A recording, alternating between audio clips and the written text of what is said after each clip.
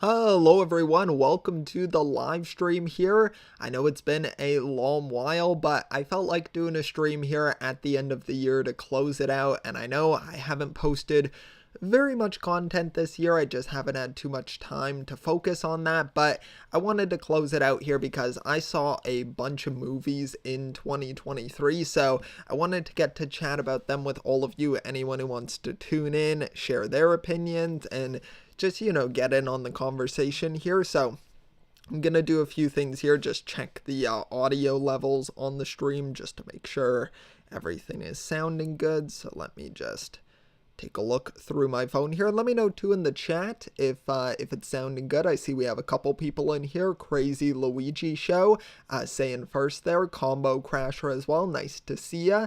Yep, Deluxe is back. Five Nights at Freddy's movie was good. Yeah, well, I'll talk about my thoughts on that film at a point here. I did watch that this year. I didn't watch that or any of the Spider-Verse movies. You gotta check those out. Spider-Verse films are really great.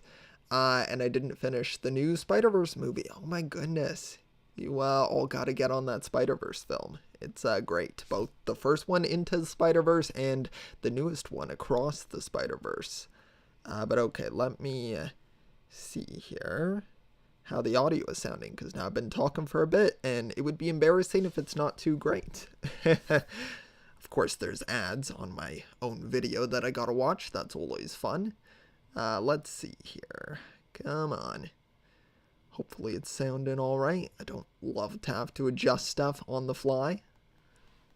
How the audio is sounding, because now I've been talking for a bit and it would be embarrassing if it's not. Alright, you're gonna hear a little bit of that in the background. It actually sounds quite good, surprisingly enough. And that's good, because sometimes I feel like the audio can be a little iffy, especially if I get a little bit louder at certain points. It can sound a little bit off and pop the microphone, but it sounded pretty good. So, yeah, thank you so much, Combo Crasher. Audio is good. That is good to hear. Alrighty, let's jump straight into it. I watched 60 films from this year that released.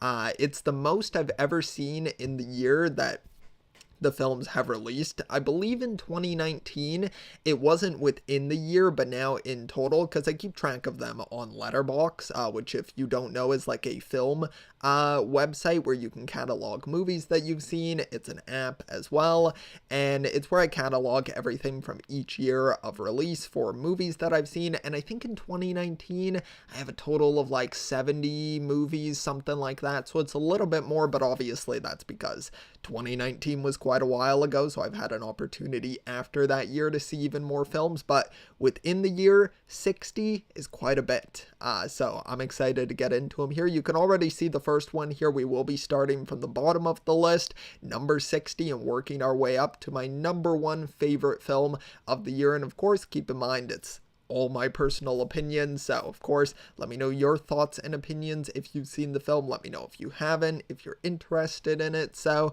yeah, let's see the chat here. I'm excited for Bendy and the Ink Machine movie. You know, I saw a video on that. It seems really interesting. I think I don't know if they've said yet if it's going to be like animated or live action. I heard it potentially might be like a hybrid between the two of them, so that would be quite interesting. Let's see. Hello, Deluxe Collectibles. Hi there, T-Bone Smith, TJ. I'm glad to see you. So how is your 2023 going for you, and did you have any good memories in 2023? Well, thank you so much for tuning into the stream. How has your 2023 been? And for myself, it's been quite good. It's been very busy, really hectic, a lot of things going on, both personally and online as well. I still, even though I know I'm not active on this channel so much so, I still have some videos that have come out on the Masters of Brickjitsu YouTube channel, so you can check those out. I had the opportunity to review the entirety of the 2024 New Wave for Dreams, so definitely check that out on the channel. And I also got to release a short where I reviewed the retro camera from Lego Creator that's coming out in 2024, I believe January 1st, for both of those things. So yeah, really exciting stuff. But yeah, it's been very busy, but you know, an enjoyable year overall. But here, let me jump into this because I feel like I'm going to keep talking if I don't get into it and not talking about something that's on topic. But the first film here, I guess the worst film for myself personally from 2023 is The Exorcist Believer. I don't know if any of you have seen this film. Let me actually pull up the chat here on my phone that I can, stay up to date with it. There we go. But yeah, Exorcist Believer. I was somewhat looking forward to this film. I do like the original Exorcist film, but it wasn't something that I grew up with. I didn't really have nostalgia for it. I think the first time I'd watched the original was probably maybe 2 or 3 years ago, so it was definitely something where I didn't have the nostalgia, but it's definitely a really excellent film, that first one, and this was alright. I felt like them tying it to the original almost kind of hurt the film in a way, because the elements that they do, and just to let you know, I'm not going to get into spoilers on any of these films. I'll try to keep it as vague as possible, I suppose, and if I do want to talk about a spoiler, I'll let you know ahead of time, so I'm not just dropping, something out of nowhere. But yeah, essentially the way they sort of tie it back to the original Exorcist film, it felt like it weighed down the film storytelling-wise, because it was trying to be like, oh, look at this character from the original, and then they play a very small role in it, and almost one where I feel like it could have kind of angered the fans of the original film. I won't say specifically how, but it was definitely a bit of a misfire on this one. I felt like as well I had seen a lot of people talking online, and I definitely recognized this as well when I watched the film, was it didn't have as much of a distinctive style as the original one did. The original had a very kind of eerie vibe to it. It had the blue lighting. It was very not over the top, but it was very unique. It really stood out amongst other horror films, and this one just felt a lot more substandard, just your run-of-the-mill horror film, so it kind of took it down. It kind of almost could have not even been connected to the original outside of the characters that were from that one, so I don't know, it was a bit lackluster, but I don't want to talk about it too much, because of course we have 60 films to get through here. Let's check the chat. What other is getting a movie that I should be aware of? What other thing? Trying to think of what else. If there's any new properties getting a movie, I'd probably have to look up movie news. I'm trying to think if there's anything relevant or new that is getting a film. There's one channel specifically that I watch quite often for movie news, and it's 3C Films. I don't know if anyone's ever watched him. Really amazing creator in the movie space, and he makes a ton of really great news videos. So let me have a look. I don't think there's anything really specifically that stands out. A lot of sequel stuff coming up for certain films, a lot of properties that we already know of.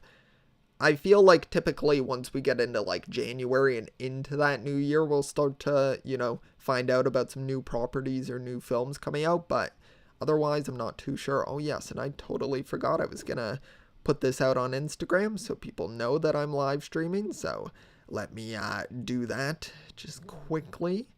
Good to get the word out, just in case, because I know I, of course, haven't made a video in forever, and I haven't gone live, that's for sure, in forever, so definitely want to let people know. So let's do that. It's going to be a very simple story. I usually try to add a bunch of photos and stuff, but this one I will keep it very straightforward. Yep, that looks good. Okay. Share. Alrighty, perfect. Sorry, just wanted to get that shared. Let me take a look at chat once again. Keep up with it here. Have you read The Hunger Games: Ballad of Songbirds and Snakes? No, I haven't. And I didn't watch the new Hunger Games film as of yet, so that won't be included on the list here. Maybe it could have potentially been a film that might have ranked higher for me.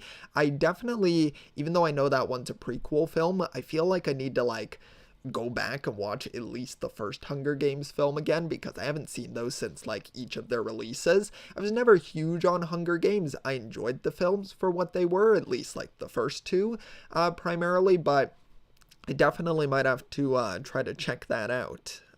Let's see. Okay, we got a few comments here. TJ saying, I had some good memories in 2023, such as my 20th birthday back on May 12th. Happy belated birthday.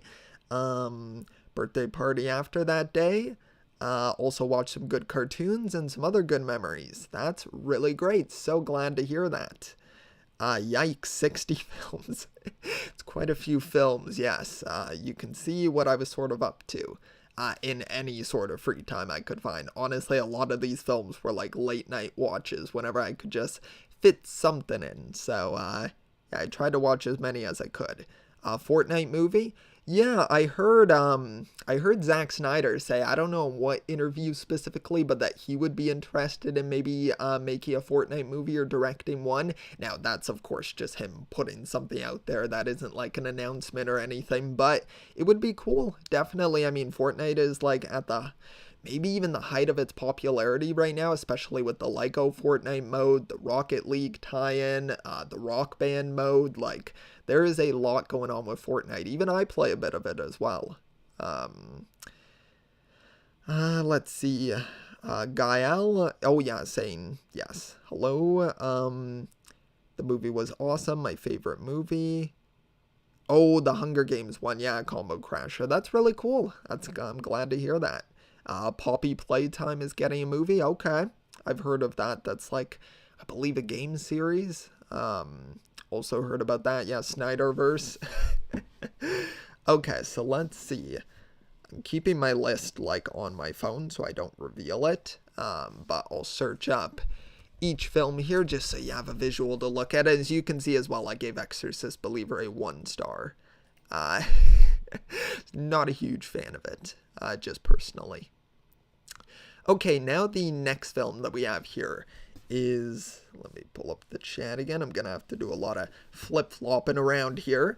The next film that we have is Haunted Mansion. Hopefully that looks good on the screen as well. Yeah, it looks good. But yeah, Haunted Mansion. So I checked this out on Disney Plus. As you can see, I gave it a 1.5 star here.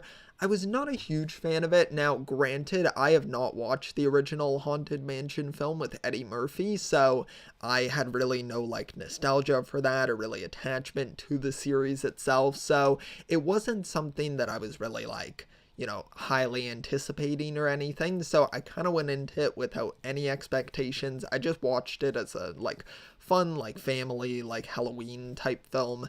And honestly, it was just very generic. It sort of just let me down in that way. None of the characters I really felt too attached to, even the main star, who gave a great performance. I can't remember what his name is. Yeah, Chase, is it this guy? Oh no, maybe it's Lakeith Stanfield. And my apologies if I mispronounce any names of actors that I might potentially mention.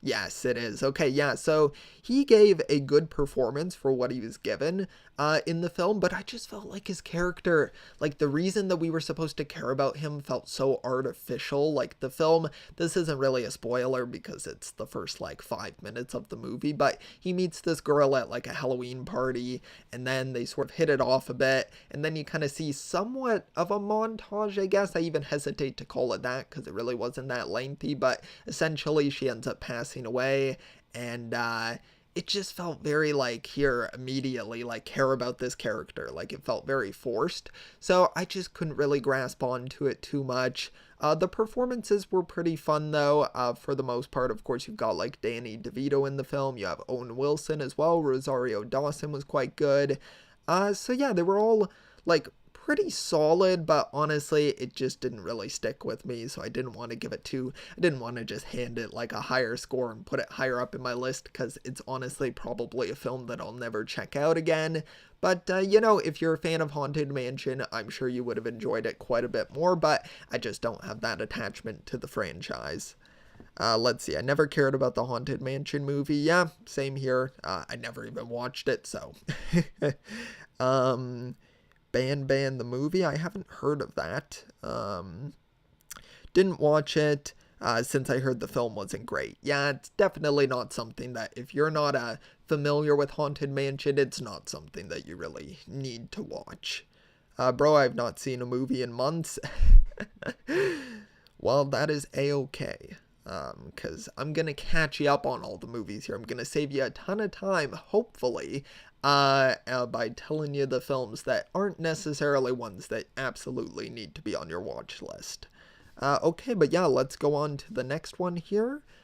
So the next one is probably a film that not too many of you have heard about. I'm a big fan of horror movies, so it was one that I really wanted to check out. I realize now that, like, going through this, I'm gonna have to make sure I'm not, like, misspelling anything, or the film is probably not gonna pop up. Oh, no, it's not that. It's not It's a Wonderful Life. It's a Wonderful Knife. even reading the title, I feel like, okay, I should have expected this film was not going to be phenomenal. Okay, let me hop back into the chat here. I bet Flash is gonna be low on this list. Who knows? It's somewhere on this list. I did watch The Flash, but we will see where it ends up. But yeah, the film that we have here is It's a Wonderful Knife. I gave this, as you can see, a 1.5 star. It felt very like it was playing off of course, the gimmick of, like, It's a Wonderful Life, which, funnily enough, I've actually never even watched It's a Wonderful Life. I believe I do own it on Blu-ray, but I've never checked out the film. Probably should have before watching this, even though I know they're not connected. It's obvious that this is like a horror movie, you know, playing on, like, the gimmick of It's a Wonderful Life, which I'm fairly sure, correct me if I'm wrong if you've seen It's a Wonderful Life, but it's essentially this character wishes that they weren't born, and in the story they had prevented this killer from like continuing their, like, murder spree, essentially. So the character prevents that, but then, of course, because they wish they were never born, that was never prevented, and then they have to deal with the killer now in this sort of alternate reality where everything is somewhat different now, slightly changed, and in other ways majorly changed. So it's definitely an interesting concept, and there were some elements of the film that I felt did work. And it also had what's his name, yeah, Justin Long, who he's been in quite a bit of stuff lately. He was in the Goosebumps show on Disney Plus as well, which I did watch that.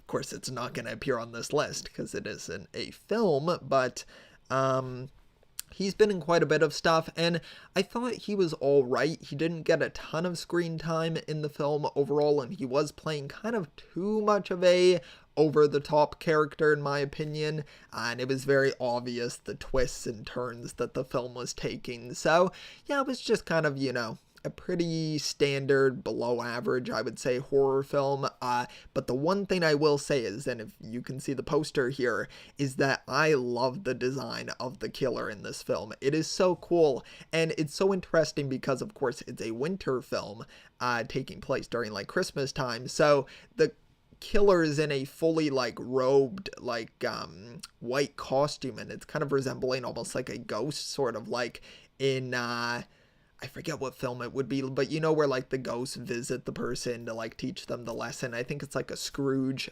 story. So it was kind of a similar thing to that, except now turned a killer.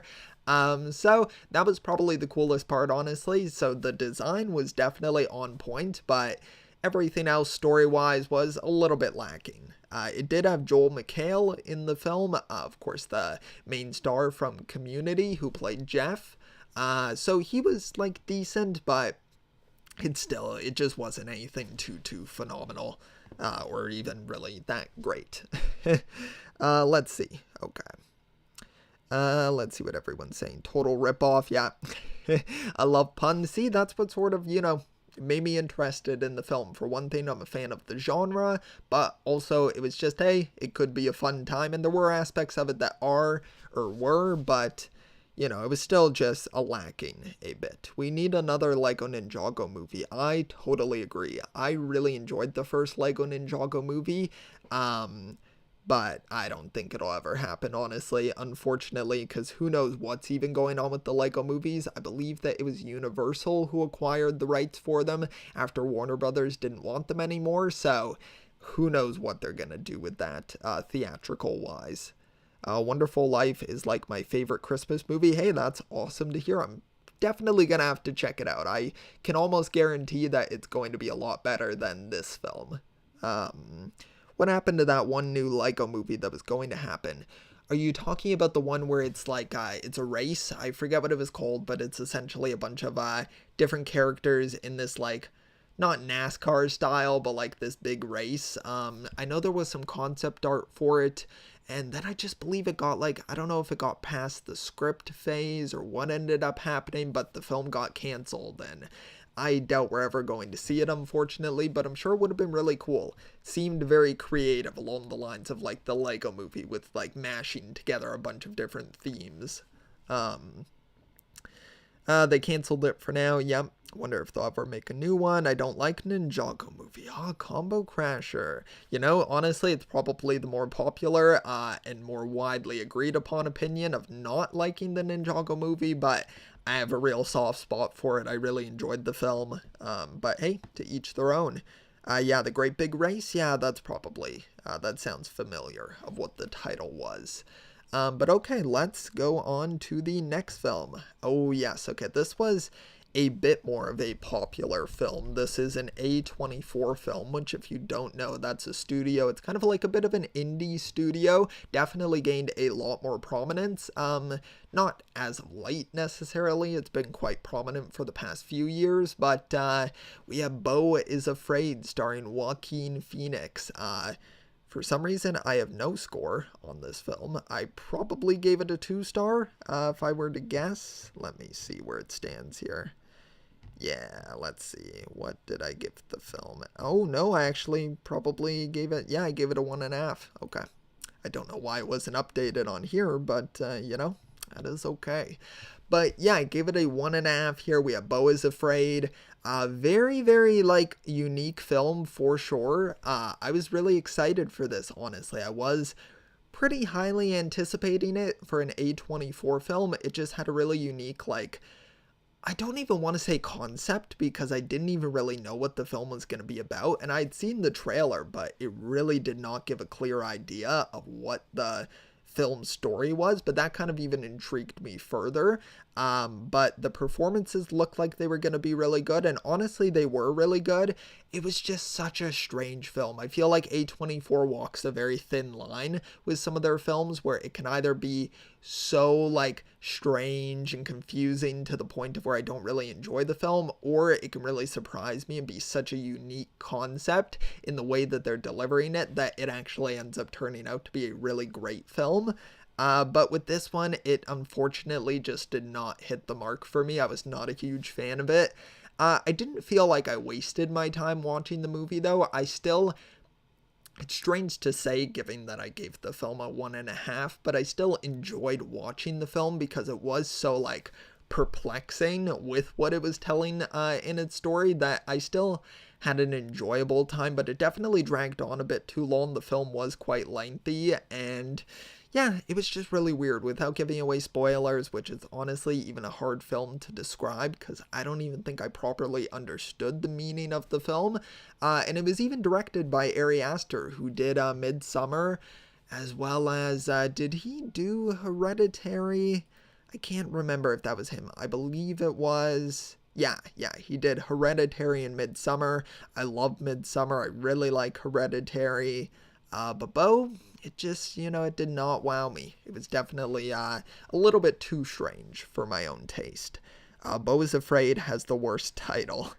It's definitely a strange title, but, you know, it's almost quite accurate once you've seen the film. Beau is afraid in the film. And honestly, I was afraid as well of what he was going through, because it was confusing to the point of where you almost feel like a sense of paranoia in the film, which honestly may have been the intention, but it just by the end didn't really come together in a clear way for me, personally.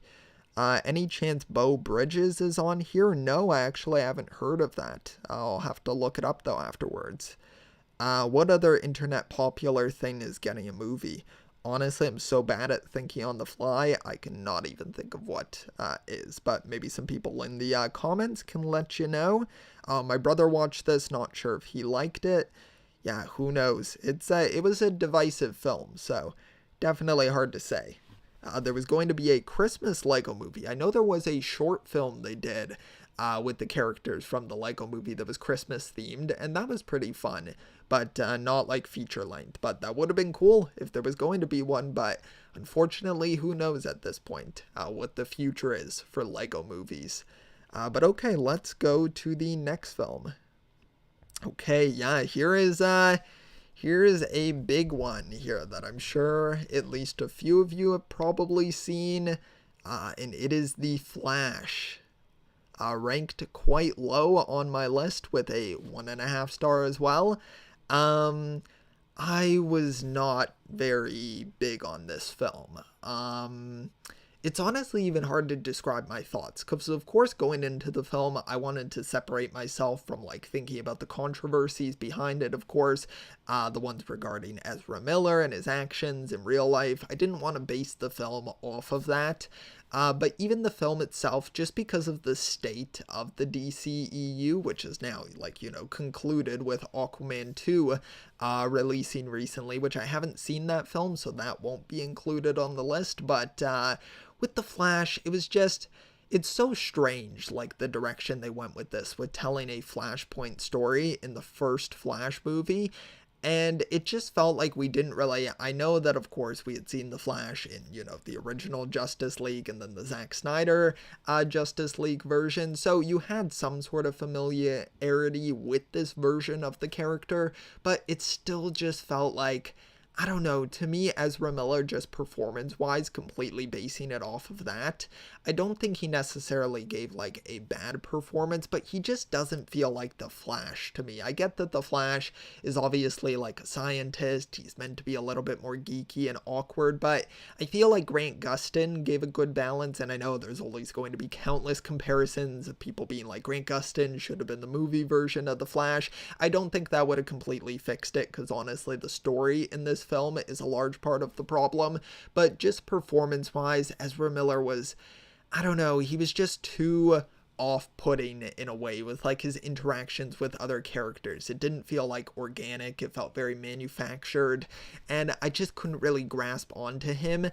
I think they had something with maybe like the plot between, of course, him and his mother, and of course, this isn't a spoiler because it's just a staple point of Flashpoint, but of course how his mother is murdered, and that's such a core point, and I feel like they could have really leaned on that more, and with Barry's father being in prison for that, and it's just, I felt like they just went way too far with the multiverse aspect of it. I get it, of course, it's a huge thing in Hollywood nowadays, but I don't know, it was definitely something where like some of the cameos, not going into specifics because I don't want to spoil anything, but yeah, it felt very like manufactured, not really, it didn't have the heart that I felt like it should have, being a Flash film that's a very personal character. He isn't just, it's not all just about the action with him. He definitely has a lot of heart, and it's about his personal relationships, and I feel like they did a great job with that in the Flash show, at least for the first couple of seasons, but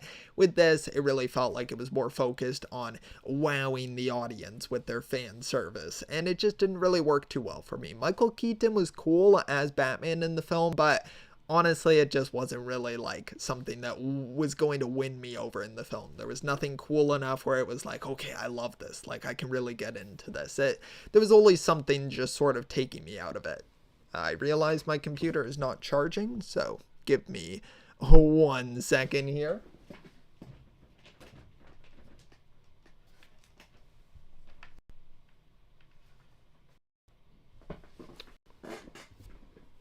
Probably quite laggy on stream, which is unfortunate. My computer, for some reason, the connection is very loose. I don't know why, but it just is. So let me actually check the stream quickly. See if it is working all right. Let's really hope so. That's unfortunate. Why does my computer not charge? Probably quite laggy on stream, which is unfortunate. Computer, for some reason, the connection is very loose. Okay, it's not terrible. Let me know if the stream gets very, very laggy. Hopefully it doesn't, but it's unfortunate. I apologize for that. Okay, let's see what people are saying about this, though. CGI and superhero history. Yeah, it's definitely not, it's not too great. CGI getting worse. Honestly, it's a bit of a mixed bag. I feel like it's not even that CGI is getting worse because like of technology's sake or anything. I think like VFX workers and people doing the CGI are just being so overworked with the amount of films that have such heavy CGI in them that they're not able to meet the deadlines in an effective way. And it's not their fault. It's just trying to get out so many films in such a quick manner. I feel like it sort of ends up being at the negative cost to the film overall. Bye Deluxe, gotta go. Hey, no worries, Combo Crasher. Thanks for being here. Yes, CW Flash is the best Flash. I would definitely agree. Especially in those like first 2 seasons. He was great. Let me just make sure. Okay, yeah, it's a little bit laggy on my camera, but you know what? It is a-okay. It's bad, don't watch it. Yeah, honestly, with how they're like rebooting the DC universe, like semi-rebooting it, you don't really need to watch The Flash if you're not interested in it. But yeah, okay, let's move on to the next film here. I feel like I gotta sort of start jumping through these. I'm spending a lot of time on the lower ranked ones here. This next film, I don't think I can see the title of it on YouTube. Which actually, I don't even know if I can show the title on YouTube. Hopefully I can. I feel like we're deep enough into the live stream where I probably can. And I'm not going to say the title. It's just Bear the movie. But yeah, we've got Bear right here. This was a comedy film that came out this year. And it was based on a true story, or not really based, sorry, that's the wrong word to use. It was inspired by a true story where this bear got into some not so good stuff, but in real life, I believe the bear just like died from this stuff. But in this film, they sort of take an alternate approach where it's as if the bear got this stuff and then just went crazy on a bunch of people. And I could see some people enjoying this film. I'm sure that there was definitely somewhere it's just, a fun film. It's sort of a, I don't want to say turn your brain off because that kind of feels like an insult to the film, but it's definitely one of those kind of throwaway comedies, at least in my opinion. But there were some alright performances in it. You have Alden Ehrenreich in the film, who played Han Solo in the Solo movie, and I thought he was quite good in the film. And you had Ice Cube's son as well in the film. I believe it's Ice Cube's son, I think. Hopefully. I don't even know what his name is, and I can't find it here, but I'm not going to spend too much time on this film. But yeah, it was definitely, it was entertaining for what it was, but it just wasn't a film that really sticks with you, which I understand not every film has to be that, but it wasn't even something where I felt like, hey, I could turn this on if I just wanted an enjoyable comedy to watch. It just wasn't really that for me. But it's a entertaining concept for the most part, but it just wasn't anything like phenomenal in my opinion. So yeah, that's probably all I'm gonna say about that one. I don't think I need to go too far into it. But let's see the next film here, which is actually quite a big one, which I think people are gonna be surprised with my placement, potentially. I mean, maybe they won't be surprised, depending on your opinion on this film. And sorry, I feel like the loading of the screens are going to be a little bit slower since my computer's battery is quite low. But you know what? We will trooper through it. Guys, is this Freddy Fazbear? You know what? That's actually so funny that it's a Bear, the movie, and then it's Five Nights at Freddy's right after. Swear that was not on purpose.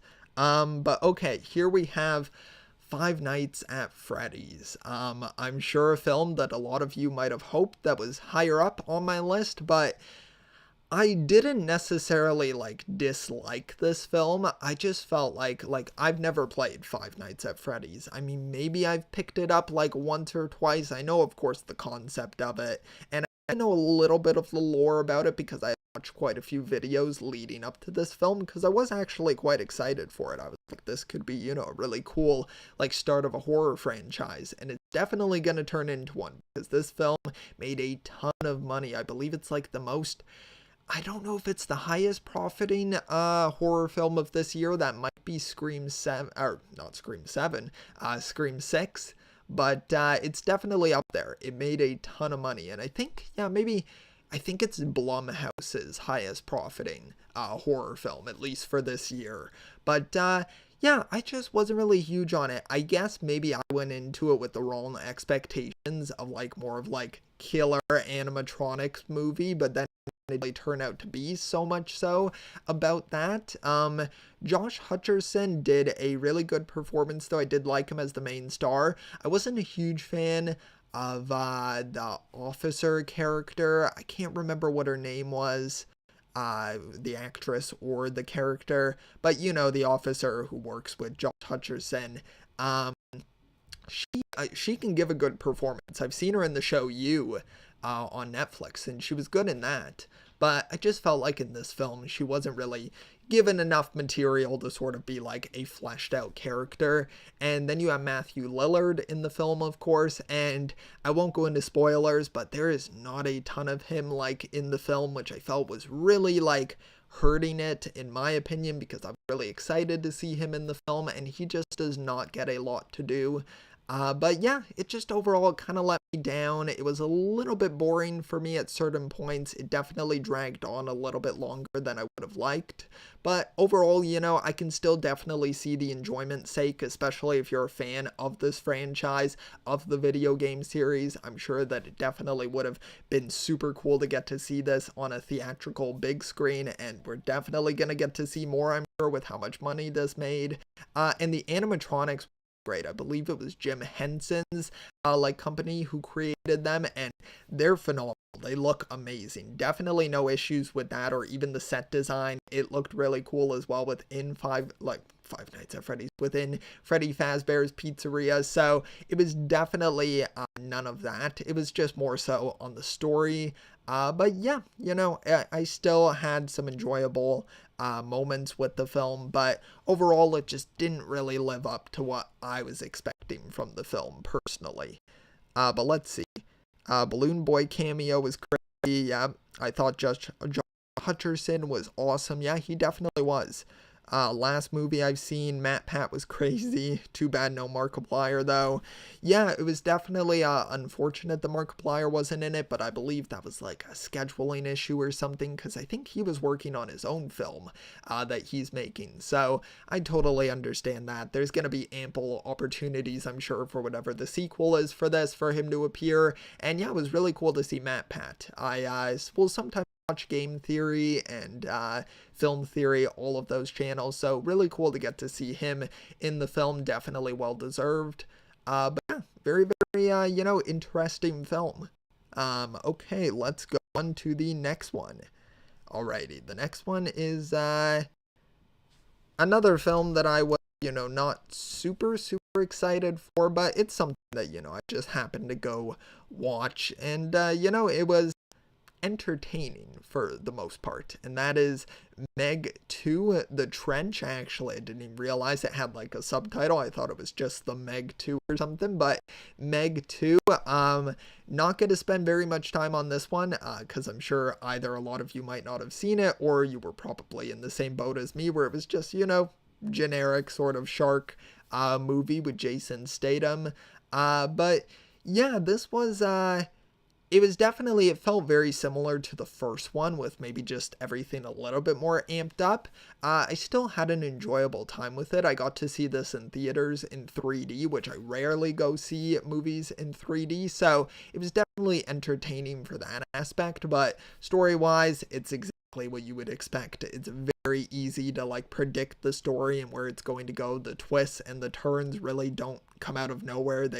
You're able to kind of predict it if you're really following the story. So it was something that was just very generic, kind of a throwaway like popcorn film. But you know, if you like shark movies, I'm sure you would find some enjoyment in this, and I definitely did as well. It's not at the bottom of the list, so it wasn't the worst, you know, in my opinion, but it was still just kind of what you would expect. But I didn't go into this film with like huge hopes or anything, really no expectations at all. So, you know, for what it is, it's a semi-entertaining film, but not something that I ever see myself rewatching. But yeah, nice. I breezed through that one. That was nice and quick. Okay, let's see what the next one is here. Okay, yeah. This is probably a film that none of you have seen. So I'll talk about it very briefly, and honestly, I can hardly even remember what happens in the film. I think honestly the reason I put it even in this spot is just because I like the characters and the animation was pretty cool. Okay, let's see. Hopefully it pops up here. Yeah, here we go. Justice League War World. Of course, part of the DC animated universe, but the newer animated universe that they have, which I haven't really seen a lot of the films from that universe, so I don't know if I really even needed to for this one. It wasn't really necessarily like connected in a super direct way, but it was just kind of boring, honestly, just parts of it. It felt very like, I don't know, just not very exciting. I didn't really get too hyped up in any of the scenes. I could definitely see maybe like rewatch, maybe getting into it more, but I honestly don't even know if I would ever watch it again. Because they make so many of these DC animated films, unless it really stands out to me, then it's not really something I'm gonna go back to. So yeah, it was just kind of disappointing in my opinion. Some cool animation, pretty good voice acting as well, I would say. But you know, it's kind of just your substandard like DC animated film, so nothing that you need to really run out and see. Let's see, Mega's like Jaws, but the shark's 20 times bigger, honestly. And it's like Jaws, but just not to the same quality as like the original Jaws. I never watched it. Yep, don't blame you. Let's see, I binge watch food theory videos at least monthly. That's funny. That's cool. I don't even know if I've ever watched Food Theory. Maybe I've seen a video or two. Matt Pat was, oh yeah, I see, already read that. Five Nights at Freddy's movie plot is basic on the book. My question, why? Yeah. If I'm not wrong, the movie was conceived around the time the first novel was being written. Oh yeah, that's interesting. But yeah, okay, let's move on to the next film here. We're definitely getting a lot of the very disposable films here. Which, you know, that's good. I'll breeze through them. If my computer was a little bit faster, I'd be breezing through these super quick. But because of the loading time, it's definitely taking longer than I would have liked. But let's see here. We've got The Outlaws. This was, I think it's a Netflix original, I'm pretty sure. I watched it on Netflix. It was fine. It was a very throwaway comedy once again. Oh, this isn't even the right film. That's hilarious. This is some 2017 film. Alrighty, I'm gonna have to go back. I'll talk about the film though. It starred Pierce Brosnan, Adam Devine, or Adam Devine, however you say his name. Yeah, here it is. I love how it's like all the way down. But yeah, it was essentially just a comedy about like playing on, you know, the in-laws. Like someone could be very intimidated by them, except the twist with this film is that they're the outlaws and they're actually criminals, and then they rope in Adam Devine to like help them with like what they're trying to do, and it's very like convoluted, just kind of like, you know, it's a movie you just put on Netflix if you've got like nothing else to watch or just need something on in the background. So definitely falls into that category. There's some fun moments in it for sure, but overall it's nothing like too exceptional. So actually let's jump straight into the next film, because I'm sure no one's going to really have too many comments on this one. So let's see. Hopefully it lets me search the next film. That would be helpful, you know. Let me just make sure as well that my audio's still working.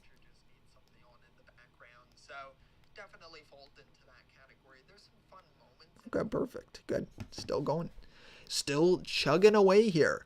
Alrighty, now we have a big film here, which I'm sure a lot of you may be surprised with my placement here. I don't actually even know what number we're at. Let me check.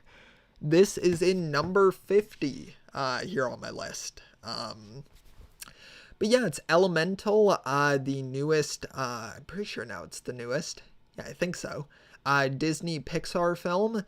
And yeah, it just honestly, I feel like Pixar, I'm not going to say like they fell off or anything, because I feel like when people say that, it's kind of an over exaggeration, because I have like some of the more recent Pixar films, but this one just, I don't know, it really, I think the love story just didn't really grab me. I felt like the characters felt very archetypal in a way, like the water guy.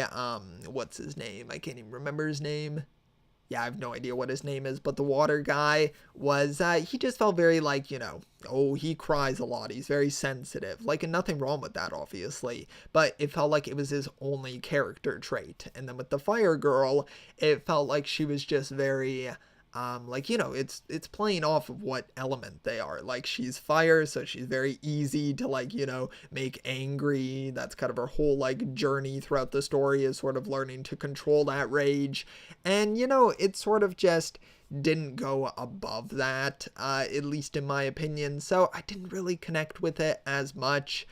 I gave it a 2.5, which, it wasn't like terrible or anything, but it just kind of let me down a bit. The animation was definitely really great looking, especially on the water character, because it's just constantly flowing, and the fire as well. They both look great. So it definitely allowed for them to play around a lot with that, but I also felt like they could have done more with the other elements. They just really hone in on these two, but not in a way that I found super interesting. So it was just kind of a story that you've probably seen before, just in a different form, and that just didn't really connect with me as much. So I think it was just very much a personal thing with this film, but I can still appreciate it for what it is, which is why I gave it like a 2.5, because I'm like, it passes, but it's just nothing exceptional or a film that I'm really going to be like, hey, I'm doing my Pixar rewatch and I'm super excited to watch this. Like, it just doesn't really fall into that category for myself personally.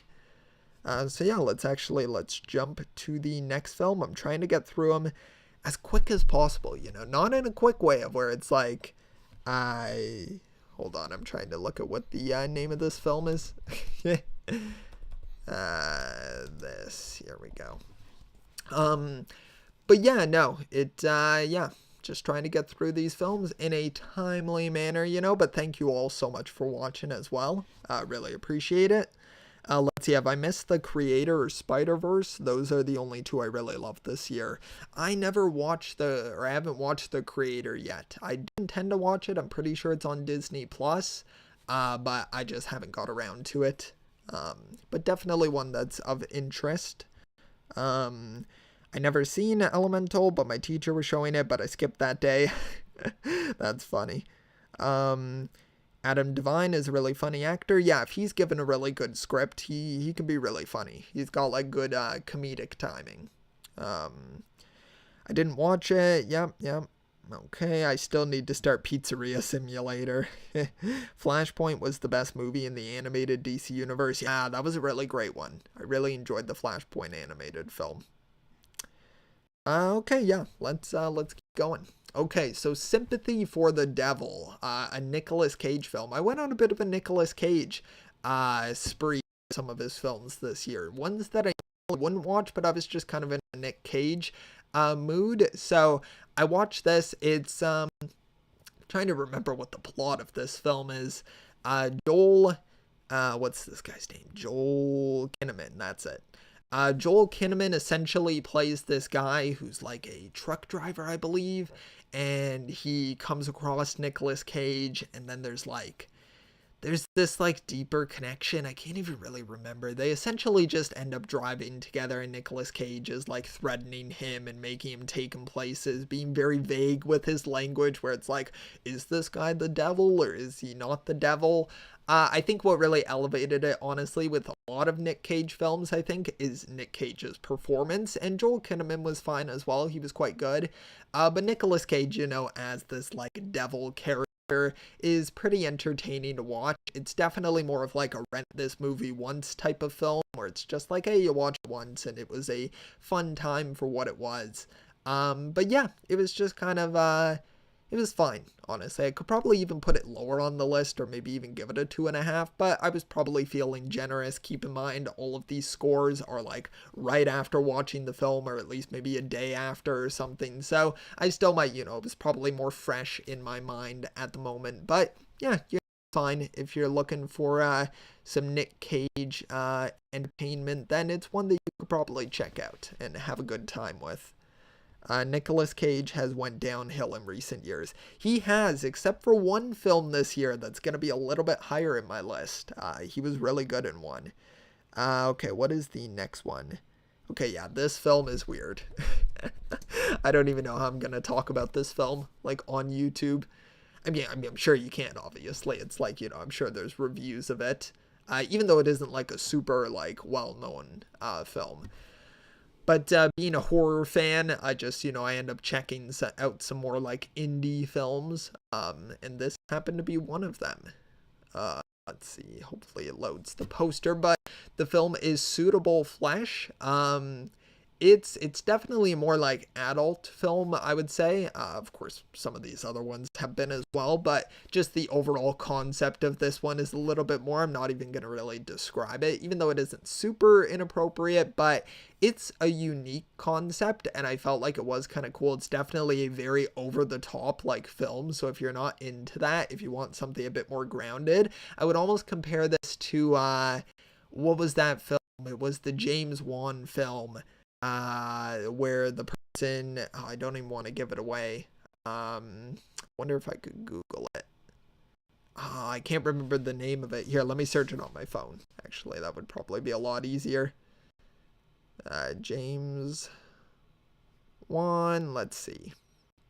Movies. I thought it was, here it is. Yeah, Malignant. If any of you have seen the film Malignant, I would almost compare it to that, not in the actual story content, but just in the overall vibe of the movie. It's very over the top, very out there, so if you're not really into that, it's probably not really for you. But it was definitely interesting. It really allowed the actors to really, like, embody different sorts of roles that they probably wouldn't be typically cast in. So I thought that was pretty interesting. It's got Heather Graham in it as well, which she was quite good. But yeah, it was definitely an interesting film with a cool concept, but it's very wacky and out there, I would say. So I'm sure a lot of you haven't even heard of it before, but yeah, it was definitely something where, if you want a more, like, weird out there, like, more adult film, then yeah, consider checking it out. Or more mature film is probably more the word that I would use. Let's see. The next film here. I'm trying to really breathe these as, efficiently as possible. I feel like I say that during every time I'm waiting for this to load. Let's see what's in chat. Heard about, didn't even go near it. I hate horror films, so the name was enough for me. Yeah, I don't blame you. It's not for everyone. I don't have hope for the Minecraft movie. Me neither. That film sounds... I can't even picture what that film is going to look like. It sounds like such a hodgepodge of so many random things just thrown at the wall, and they're just going to hope that it sticks. Who knows? It could be amazing. But it's definitely not something where I'm, like, putting all my marbles in this one basket to be like, yeah, it's gonna be great. So who knows how that'll turn out. You're glitching out quite a bit. Okay, let's see. Hopefully. Minecraft movie, me neither. That film sounds, I can't even picture what that film is going to look like. Oh, yeah, I see I am glitching out quite a bit.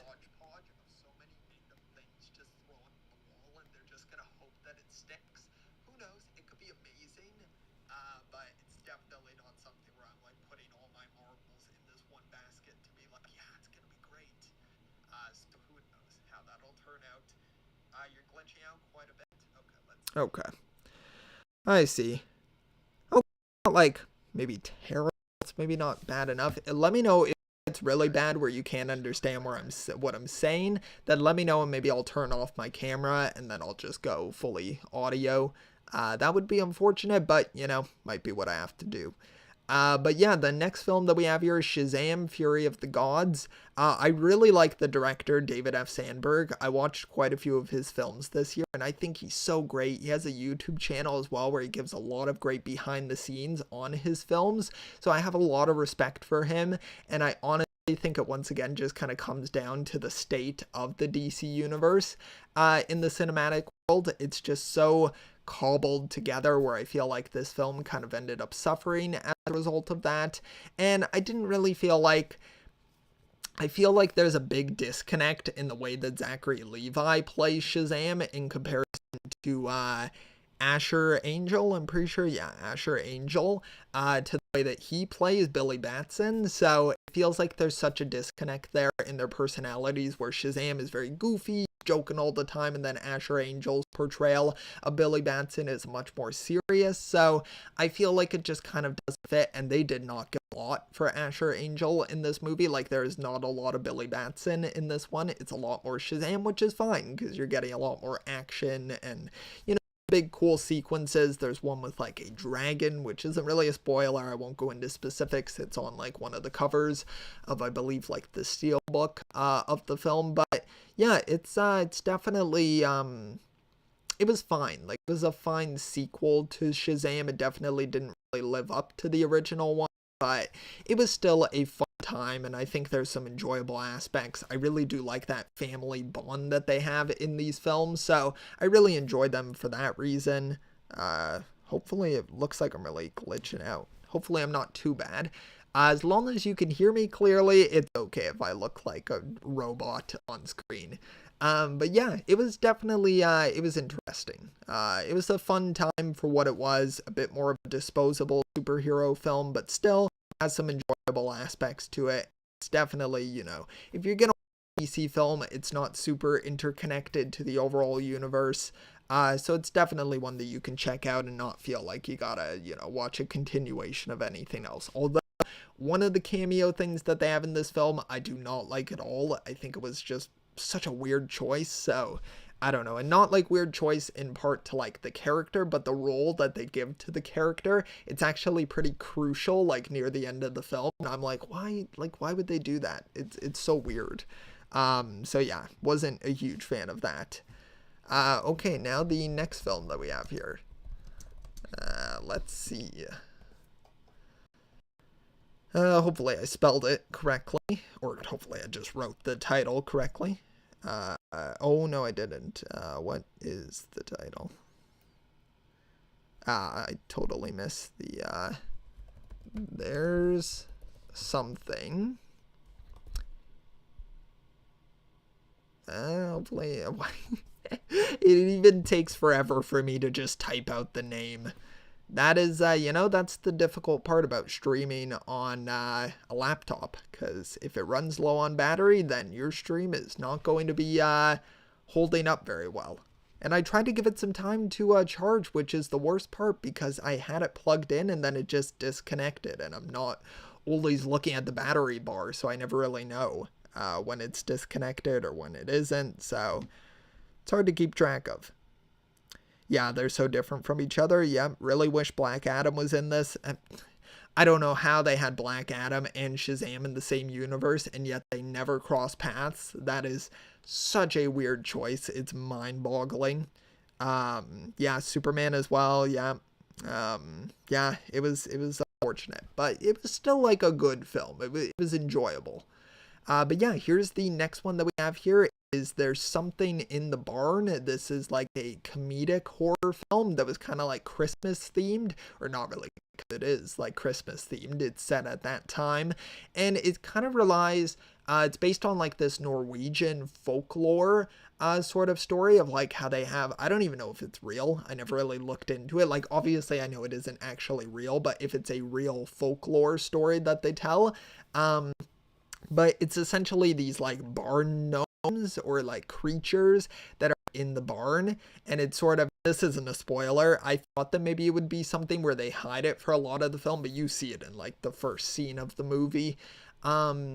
But yeah, it's essentially this weird like creature thing, and they kind of like, one of the family members ends up like befriending it, or at least they think, but then they do a bunch of stuff that kind of makes it angry, and then it's sort of like a fight for possession over their house and the barn, and they try to take over, and then the family's trying to fight them. So it's just kind of a fun, like, unique family film, but like with hints of horror, and then also with like that kind of Christmas feeling. So it's like a bit of a mashup that I quite enjoyed. And yeah, I gave it a 3-star. I thought it was, you know, pretty enjoyable, definitely unique. It has one of Spider-Man's teachers in the film, at least, like, you know, the actor who played one of his teachers. So I thought that was pretty funny to see him in like a main starring role. So yeah, it was enjoyable. I guess they couldn't pay The Rock. Yeah. I don't stream because of that reason. Yeah, I don't blame you. If I had the time to charge up my laptop beforehand, if I honestly was just kind of like, hey, I got some time, I'll do a live stream. And I've been wanting to talk about like my ranking of all films because I watched 60 of them, so I wanted to talk about them. Let's go to the next one here. This one is, once again, I can see here on my list I've got quite a few horror films lined up. Okay, what is, hopefully, yeah, it's the first one here. So this one is called Totally Killer. It released on Amazon Prime. And yeah, it was just like this was another one where it was a twist on a pre-existing concept. I guess it's like a Groundhog Day concept. Is it? Yeah. I'm honestly forgetting. Maybe. No, it's not a twist on a groundhog concept. I'm thinking of Happy Death Day. But it's essentially like this girl, her mom survived this back in like the 80s, and now the killer's come back, and now he ends up doing something where the main character, this girl, has to essentially try to travel back in time so she can go prevent this killer from ever committing the first like spree of like murders that they committed. So it's kind of a fun like wacky horror film, sort of in that same vein as There's Something in the Barn, except of course totally different story, just a similar feeling that it's probably gonna give you. But yeah, it was definitely a fun time for what it was. The killer's mask is so goofy. It's kind of almost like a Johnny Bravo sort of look. It's very, very goofy, but it kind of fits with the overall tone. So it's definitely not a film where you're going to go in and get like scared, but it's definitely something that's entertaining for what it is. And it's got some cool moments, some nice set pieces as well, especially near the end of the film, because it's kind of, some of the film is set in like a carnival. So it's cool for that reason. But yeah, overall it was time. Yeah, the killer is called Sweet 16 Killer. Very fun, very goofy. Okay, let's see. What have we got next? Okay, let me, I would try to save time and just like say the names of the movies, but so many of these films are ones that you may have not even heard of that it's gonna be like I'm talking about the movie and you're gonna have like no idea what I'm talking about. So I feel like I kind of gotta like go through the actual list here, or search them up on Letterboxd essentially. Let me have a drink of water here. There we go. My voice, I am talking quite a bit, and considering I haven't really done any videos as of late, it's definitely not something I'm too used to. At least, speaking to myself, essentially, here. Even though I know I'm talking to all of you, there's no break or pause for me, because no one's speaking back. But yeah, the next film that we have here is The Boogeyman. I watched this on Disney+. Funnily enough, it's because it's like the Canadian version of Disney+, so it's got like some like Fox films on it. But this was actually pretty interesting horror film. Considering it sounds kind of generic, just being called The Boogeyman, it was actually pretty interesting, especially some of the aspects of like the family trauma that these characters are sort of going through, paired together with how there's this creature like going after them.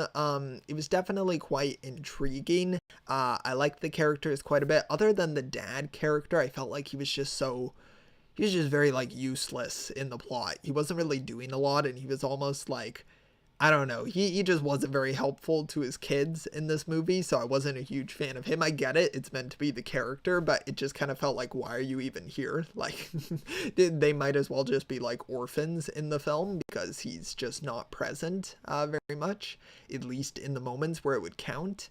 But yeah, it was overall, an enjoyable film, a fun time. I like the lead performance. I'd never seen this actress in a film. I assume that's her, Sophie Thatcher. She did a really good job. But yeah, it was, it was an interesting film. It had some cool, like, cinematography, some nice lighting as well. So yeah, definitely a pretty fun one. Okay, let's go to the next film. And let me check my audio once again. In a film, I assume that's her, Sophie Thatcher. She did a really good job. But yeah, it was, it was okay, good. I apologize how I have to keep checking that. It's just because I'm so concerned that I'm gonna like just completely cut out and then it's gonna be like, yeah, you sound like you're just glitching out constantly, because that would not be good. Okay, now the next film that we have here. Nope, that's not the right one. Wow, is this a 2022 film? I'm pretty sure this came out this year. Megan, I swear, I believe it came out in January. Okay, I think it came out in January. I'm pretty sure. I think. Okay, correct me if I'm wrong. If you've seen Megan, I have no idea. I felt like it came out in 2023. I feel like sometimes Letterboxd, it doesn't put the wrong date, but maybe it gets like an early release or gets like a festival release or something, and then that's why they put a, earlier date than when it was actually like widely released. But we've got Megan here. I'll keep it short as well on this one. It was a pretty interesting concept, like this robotic doll that, is kind of like being integrated in with this family, or not really family. They are family, but this girl has basically experienced tragedy where both of her parents have passed away, and now she's living with, I believe it's her aunt, and then her aunt is like a toy designer, and she's built Megan, or at least, helped to construct Megan, and then the girl and Megan become friends, but then, of course, because it's a horror movie, Megan turns out to be crazy, and like, malfunctions, or not really even malfunctions, but just has malintentions, I suppose.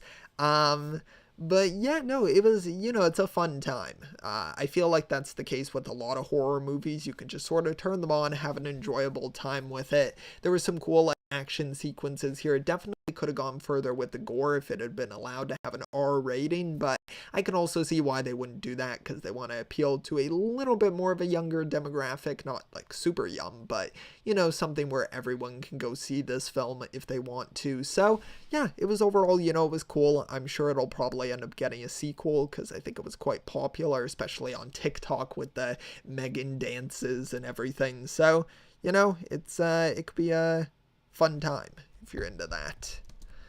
Okay, now let's go to the next film. What number are we at? This next film will be number 42. Wow. When you look at the number 60, obviously I know it's a high number, but wow, when I'm talking about every film, it really does feel like a lot of films. But you know what? That's okay. Okay, let's see. Once I get to the higher up films, it'll be like, more, well, not even more interesting, but I'll probably, it's like the ones that I enjoyed a lot more, or, some of my favorites, I suppose. Okay, next one that we have here is Blue Beetle. It's not showing my score because I don't think it's fully loaded. It's probably like freezing and glitching out right now, but you know what? That's okay. But we've got Blue Beetle here. I'm sure a lot of you, of course, know of this film, one of the newer DC films. I like this. It wasn't like reworking the wheel or anything when it comes to superhero films, but the main actor, what's his name again? He's from Cobra Kai. I'm gonna like butcher his name. Jolo. I'm not even gonna attempt it. Miguel from Cobra Kai, because that's his name in Cobra Kai. I love this actor. He's so great, so I'm really glad that he got to play Blue Beetle. I don't know if he's gonna end up coming back in this new DC universe, but for what it was in this film, he gave a really great performance. The whole family bond in this movie was really nice to see as well. It was very heartwarming. Definitely on the villain side, it was lacking a bit more just because it felt very generic, I like the fights in it though. I thought they were really cool. That Blue Beetle suit as well is like amazing. They could have so easily done like a very CGI heavy suit, but they like built that suit fully. Obviously in some scenes I'm sure there's some CGI on it where you're doing the flying, you're doing all the stuff with it, but it was definitely really cool like how practical they were able to go with it. So I definitely really appreciate that, especially in a somewhat lower budget film amongst all these really high budget superhero films. So definitely really nice to see. It's just a fun movie, an enjoyable time here, but it's not doing anything super unique for the superhero genre. But okay, let's go on to the next one. And let me check again.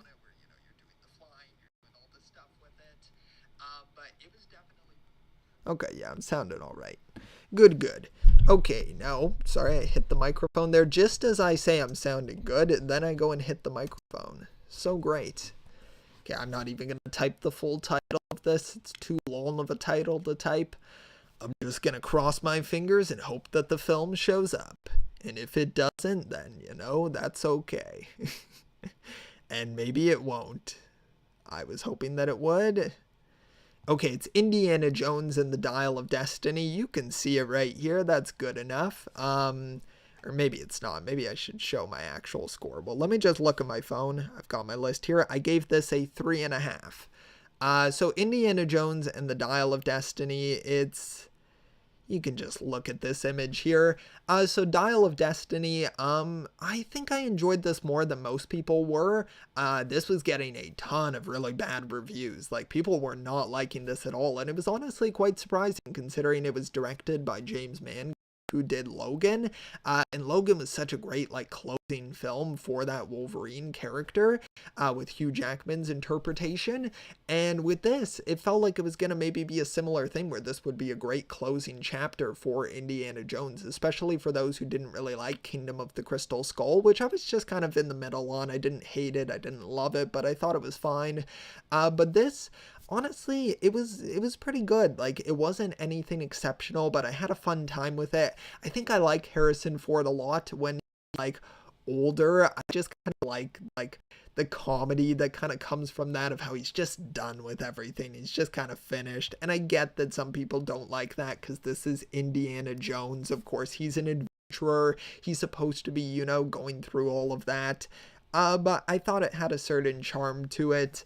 I didn't mind the main lead actress in the film as well. I thought she was pretty good. There were definitely some annoying characteristics of her, especially how she kept kind of screwing things up for Indiana Jones throughout a lot of the film. But it was an enjoyable time. I had fun with it. There were definitely some sequences where it didn't feel as real, with those original Indiana Jones films, especially the first one. It just feels so much more practical, and they were really just getting hands-on with the filmmaking. And with this one, you can tell it was quite a bit more reliant on green screen, I'm sure a bit more CGI, stuff like that. So it does sort of take away from the authenticity that you feel with a lot of the classic Indiana Jones films. But for what it was, I still enjoyed it. I don't think it was something where it ruined the franchise or anything. I thought it was a fine final closing chapter for the character. But okay, we need Shape Man movie. Look up Shape comic. Okay.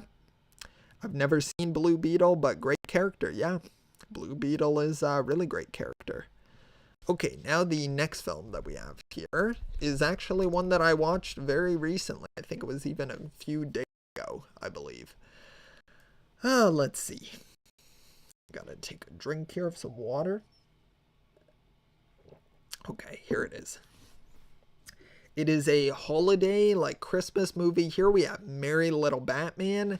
This was actually a really fun film. It was really charming. Even the animation itself, when I'd seen it in a few screenshots and some of the trailers that were being shown and stuff, it was something where I was it's maybe a little bit too I don't want to say unique, but it just wasn't really working for me too well out of context. But once you watch the film and you really invested into the story, it was definitely something that I felt really worked for it and really helped it stand out. I'm glad it wasn't just in the generic DC animated style, because I feel like that can be kind of restrictive for the animation. But with this, they were able to be very creative with the character designs as well. I love this Batman design. I think it's so goofy. Actually has a beard for a majority of the film, so that's even funnier as well. But yeah, I really like this. It was very heartwarming.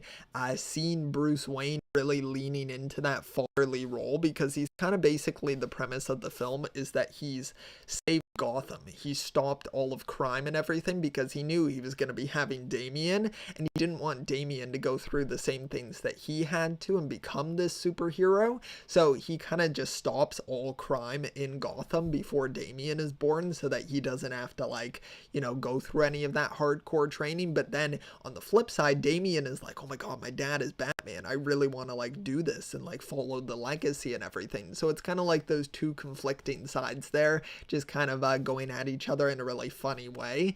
And I really enjoyed it. Damian was really great in the film. He kind of takes that lead role in it, and I thought that he was a lot of fun.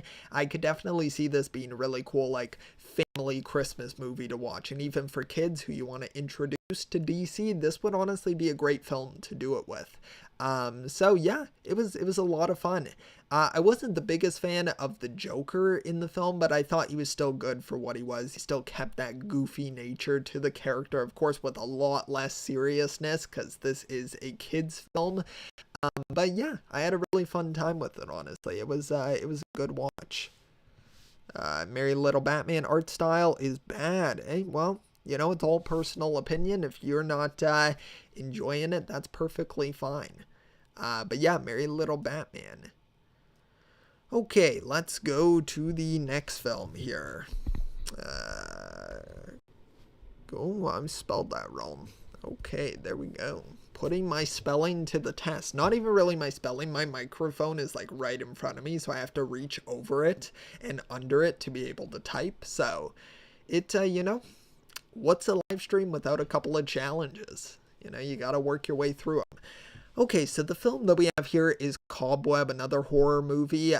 It's got Anthony Starr in this movie, of course, Homelander from The Boys. And honestly, funnily enough, his character is, like, very similar to Homelander, and, like, how, like, terrifying he is, just without obviously the superpowers. But yeah, it's got Homelander in it. Literally just Homelander. But yeah, Anthony Starr's in it. The main actor, actually, who plays the kid here, he was actually really good. I thought he was maybe going to be, like, annoying in the film or something. Not judging him personally, but just, in some films, when you have a main kid as your star, it can sometimes be a little bit grating depending on how they play it. But I thought he was actually quite good. And the film had a really interesting sort of plot to it. It was definitely, like, I didn't really know where it was going, and where it ended up I was actually quite happy with. By the end of it, I don't think the, like, creature in this film was as great as it could have been. I felt like it was played a bit better. It was more in the shadows. It was a bit scarier, but once it's revealed, sure, it's, like, creepy looking, but it isn't really something where, like, I felt that we needed to see it. I think it could have still been hidden and been just as effective in the climax. So still an enjoyable film. Definitely one that I would honestly recommend. It was a fun time and a slightly scary watch. It's very off-putting, some of the sequences here, especially with the family, like this kid Peter, when he's with his parents, especially Anthony Starr. Like, you feel very intimidated because you're kind of put in the shoes of this kid, and you don't know when his parents are just gonna snap or do something to him, and it's really, like, it keeps you on the edge of your seat. So I enjoyed it for that, for sure. Okay, now let's go to the next one here. We've got, I gotta look at the name of this, The Passenger. Okay, one of the main stars in this film, their name is Kyle, which is my name. So, cool fun fact, if you wanted a fun fact. You probably don't care, but, that's okay. I'm here to care. Okay, Passenger. Let's see. Yeah, this film's really unique. Or, I don't know. I keep saying, oh, it's really unique. It's really unique. There's probably films that are similar, and I just haven't seen them. But this film, essentially, this guy, well, honestly, it's a film that's really good to go into not knowing anything, because it takes quite a turn, like, within the first, like, 15 minutes of the movie. it had really good performances, very solid. The two main actors bounce off of each other very well. It was really nice to see the Kyle actor, Kyle. I'm not even gonna say his last name. I'll probably butcher it, but he essentially plays this like really like kind of like serious, like off-putting guy, and it was very opposite from the other film I'd seen him in from last year, Smile. If you've seen that, it's another horror movie, and he played a really like nice guy and supportive guy in that movie, so it was a very like big turn for him, but I felt he played it so well. And yeah, it was just overall a really enjoyable film, very suspenseful in a lot of scenes. They spend a lot of time in this car on the poster here, and it's just really intense because once again, kind of like with Cobweb, you never know when the character is going to snap.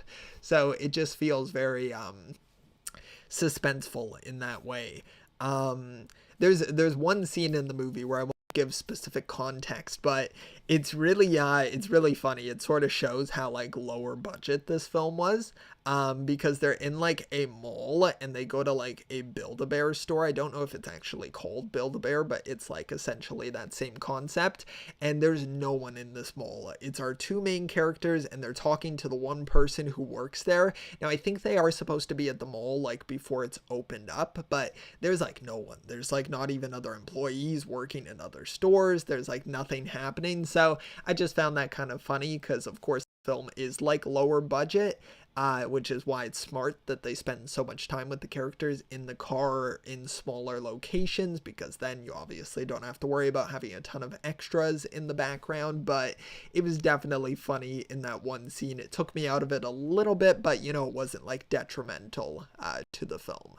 But just something I wanted to mention if you've seen it. But okay, let's go to the next one. That they spend so much time with the characters. Sorry, totally just turned up my volume like to the max. Okay, what is the next film here? Let's see. What could it possibly be? Nobody knows. By the way, I'm like talking like louder than I normally would because I feel like, you know, I want to be very enthusiastic while going through this list, and it is like killing my voice right now. Like I can feel it in my throat. I'm like, oh my goodness, I need to just talk like quietly, like be like, hey guys, okay, so Thanksgiving here, you know. I'm running out of breath as well. But alrighty, Thanksgiving here.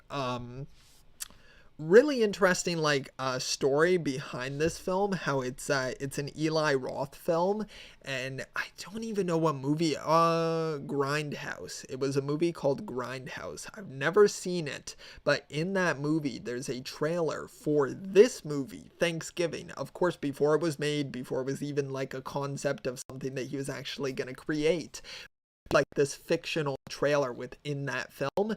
And this is the movie like come to fruition. So I think that's just kind of cool. You just put like a little like throwaway thing in a movie and then it actually happens. So I thought that was really cool. Patrick Dempsey is in this movie and he's quite good in it. Addison Rae's in this movie, but don't let that put you off from the movie. I know she isn't like, you know, the most like well-liked actress or whatever, but she isn't the main star in this, and for what she does do in the movie, she actually isn't bad. She's like good enough in the role. But yeah, it was a pretty good film. I will say the main actress in it, like she wasn't bad by any means, but she just wasn't super compelling. At least she felt kind of generic.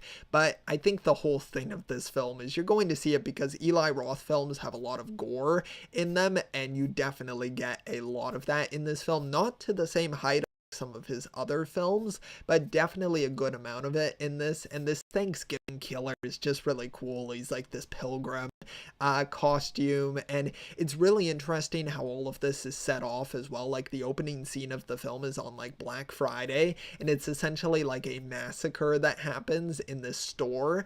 So it's a really interesting like jumping off point for the film. So I did enjoy that quite a bit. It's got some really creative and cool kills in the film as well. So definitely like this. It's not for the faint of heart though. If you don't like to see a lot of blood or whatever, then probably not for you. But yeah, it was enjoyable. It was definitely a fun watch. Okay, what is the next film here? Okay, yeah, this one. Talk to Me, which is what I am doing.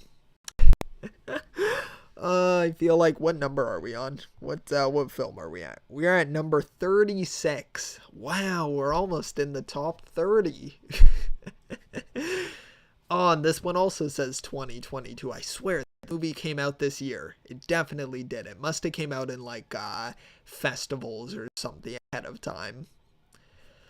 But okay, we've got Talk to Me here. This film was actually made by YouTubers, which is really cool, and they did a great job with this film. I have it a little bit lower just because personally I didn't connect with it as much, but it was definitely such a creative like spin on sort of like drug abuse with the plot here, because it's essentially this hand that these people use at like parties where you can essentially shake it and then it lets like whatever random like dead person into your body to basically take possession of you as long as you're holding that hand.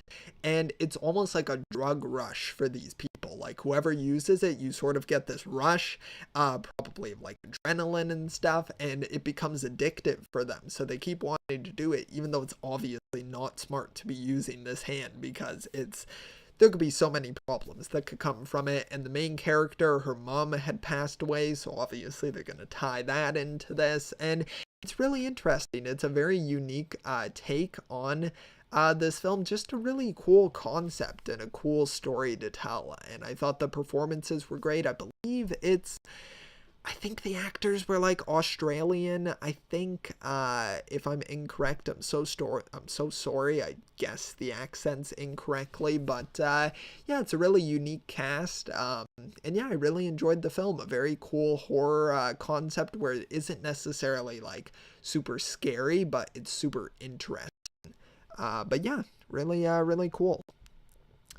We are getting Winnie the Pooh, Blood and Honey too. I heard about that. Yeah, Blood and Honey, the first one, it made a lot of money considering how low its budget was. So yeah, it was definitely bound to happen that we were gonna get a sequel. I haven't seen the Blood and Honey. I didn't watch that. But I know they're making a Bambi horror film as well. So that'll be interesting to see. I know that Steamboat Willie as well, like that, Mickey Mouse on the boat is becoming public domain as well, I believe, right in January of 2024. So I'm sure we're going to see a horror movie for that character. So be prepared for that. Someone's going to capitalize on it becoming public domain.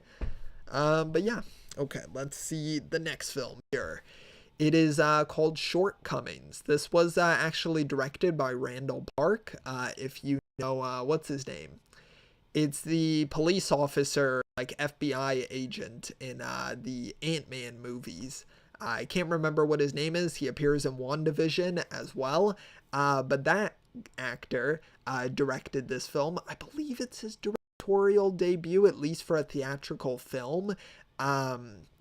But yeah, this was a really nice film. It's definitely more of like a real film, like a very realistic like take. So it's a lot slower. You get to really live with the characters. It's just this guy who's like sort of going through drifting apart from his partner, and she doesn't really want to be with him anymore, so they take a break, she goes to like New York City to go like pursue her career, and then it's just him kind of sitting with himself and just being like, okay, like sort of like a self-reflection on himself. He meets this other girl who he's like sort of getting along with, but then some stuff happens with them. He's got his friend here on screen who's also like pursuing her own thing as well. So it's just kind of a nice like I don't know, it's just sort of like a nice reflective movie. It really makes you think, depending on what your own situation is. It's very much about like that relationship dynamic and reflecting on oneself. Like, this guy sort of just kind of like starts blaming like his partner for everything, but then you kind of see from like the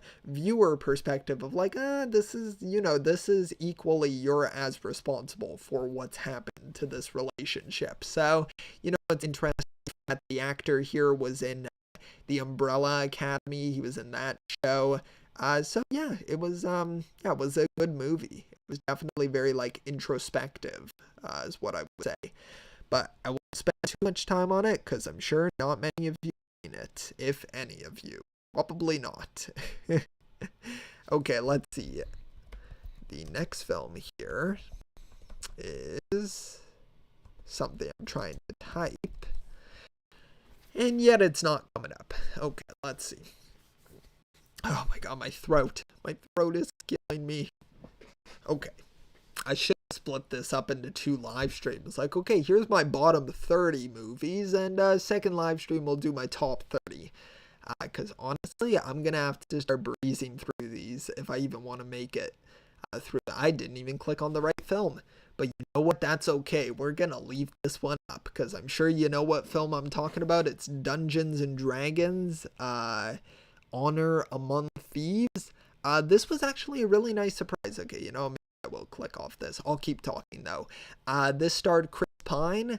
And it was actually really good. It was much better than what I was expecting, and I think a majority of people, I think everyone was just expecting it would be like that big blockbuster film of the year, but just not with any sort of substance. But it actually really balanced the themes very well. Like, it was emotional at parts when it needed to be. It was very comedic as well. It had nice action-packed scenes, and best of all, it didn't require you to like know about Dungeons and Dragons going into the film. You were just able to go into it not knowing anything, like myself, and still have a really great time with it. It's got a really strong cast as well. Everyone stands on their own very well, and they, you know, blend together nicely. They bounce off of each other in a very fun way. So yeah, just a very enjoyable, like, bigger budget film where it didn't get lost in the theatrics of it. It still tells a very sort of personal story here with Chris Pine's character and how everyone else sort of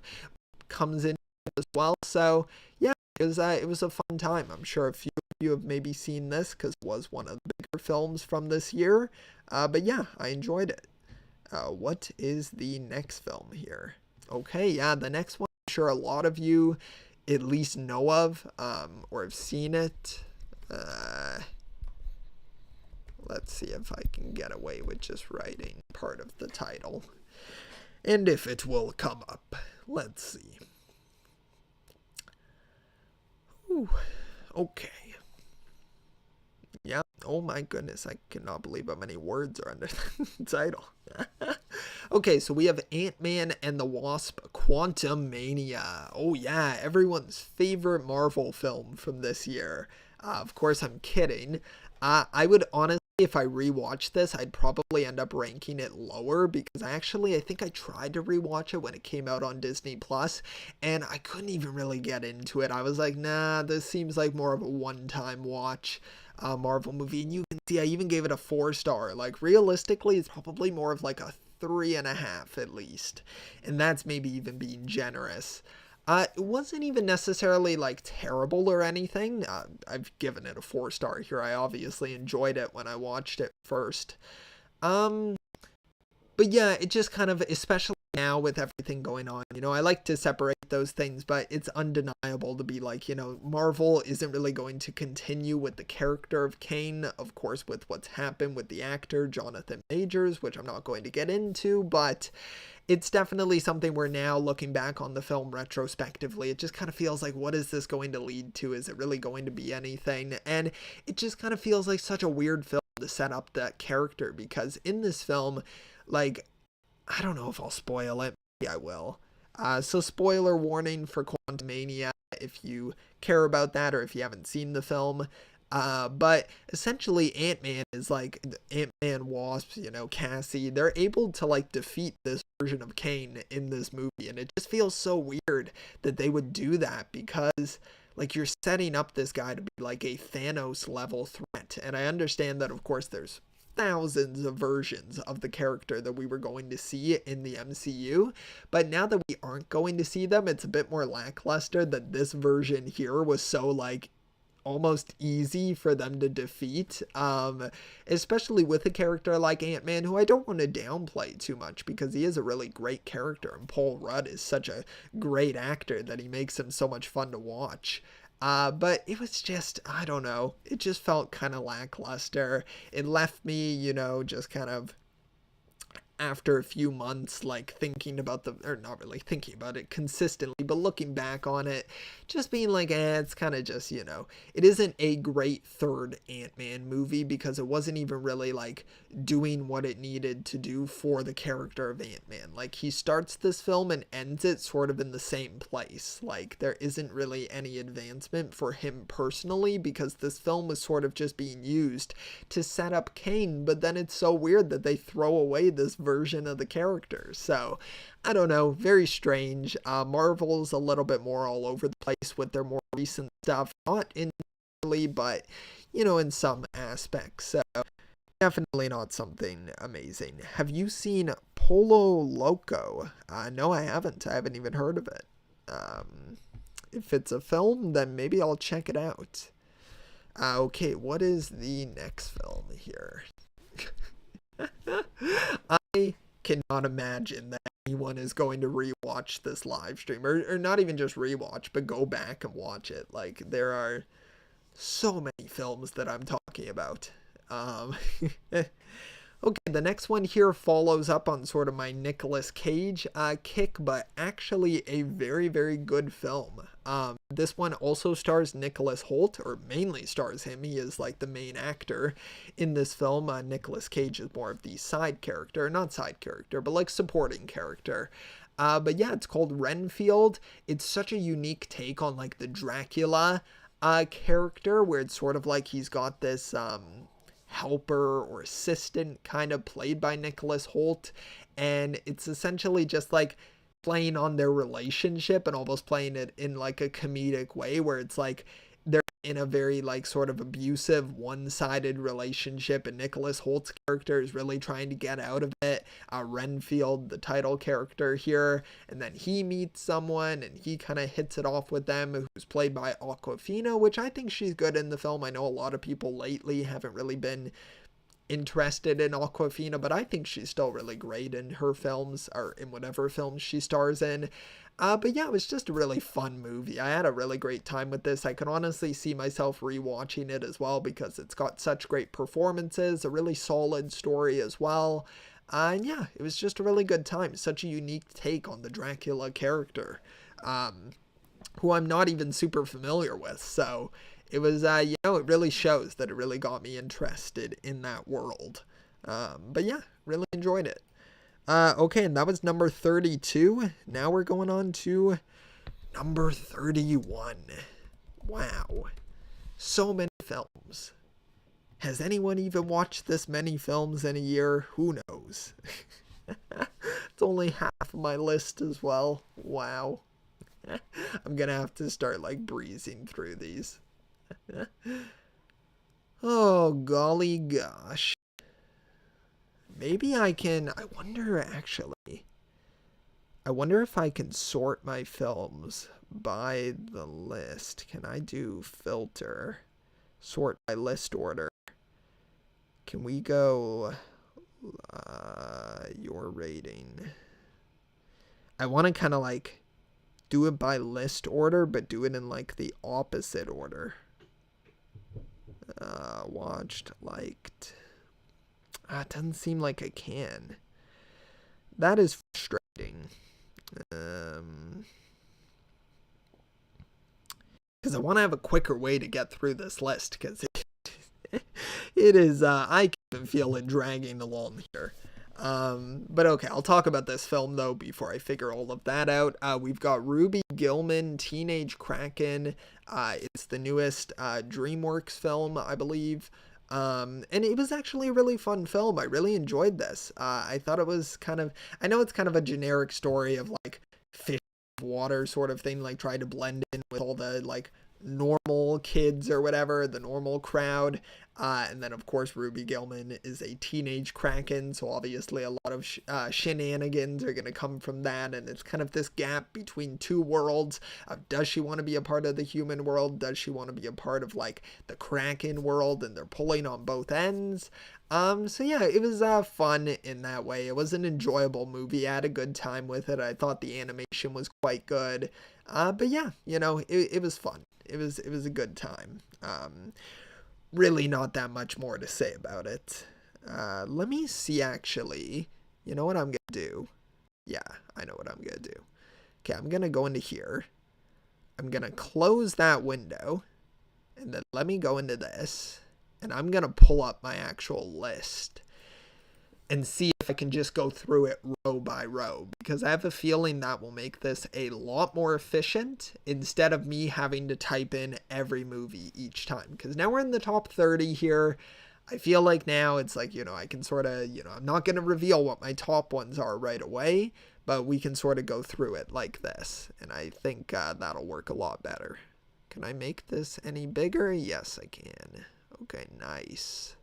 Oh, great. That's like perfect. Oh my god. Okay, maybe that's too big. Okay, here we go. This should be a lot better. Okay, is that going to pop up properly? Yes. Okay, perfect. This is much, much better. Okay. Can I see what score I gave it? Yes, I can. Perfect. Okay, so now, okay, this... Oh, I'm almost embarrassed with how low this film is, considering it's probably going to be in people's, like, top 10, almost guaranteed. Oh, it's so funny. Yeah, I have Oppenheimer here, number 30. I really liked Oppenheimer. I think it was really great for what it was. I am not a history person by any means. So it wasn't something that I was really super interested in, but I was obviously going to watch the film because it's Oppenheimer. It's a Christopher Nolan film. Everyone was talking about it, and I thought it was really great. The actors' performances in this, especially Cillian Murphy or Cillian Murphy. I think it's Cillian Murphy. He's fantastic. He's phenomenal as Oppenheimer. Like, he's so great in this movie. And it was so captivating. Like, just the way that the film is, it almost like, oh, it's such a weird way to describe it. It's like smooth butter. It's just such a smooth film. Like, you can just really get into it even if you aren't interested in this. So I think that was what I really loved about it, was that I would have had no interest in this otherwise, but the film was able to actually make me feel really invested in this person and this story. That yeah, it was just, and it's such a filmmaking achievement with how there's like really, I don't know if there's no CGI in the film, but extremely minimal use of CG in this film. Like, that is crazy, especially considering what it is about. So yeah, I just really respect it for that. But yeah, I really, really enjoyed Oppenheimer, of course, because who really didn't? I don't think there were many people who didn't like Oppenheimer. Then the next film that we have here is Past Lives. This was a really interesting film too, a very personal one. It's about like a relationship thing. I would kind of compare it to like Shortcomings. It's this girl, this Asian girl. I think she's Korean. I really apologize if I have that wrong. But she basically ends up moving to the US, and then of course having to like acclimate to like this new environment and everything. And she had like this kind of relationship going with this kid. They were both in school, but now they're grown-ups. They've drifted apart, but now they're kind of reconnecting. And she's got like a husband and everything, like this guy from like America or whatever.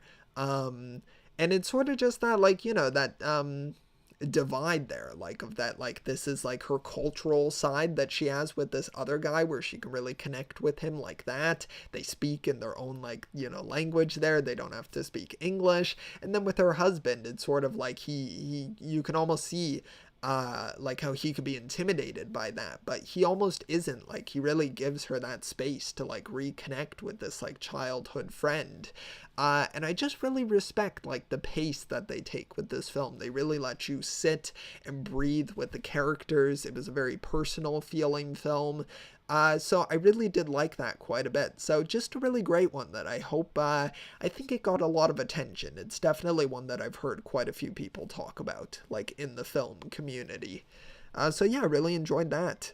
Um, Okay, what is the next film here? No Hard Feelings. Yeah, this is a Jennifer Lawrence comedy here. I really had a lot of fun with this. It's probably one of my favorite comedies from this year. I thought it was a great time.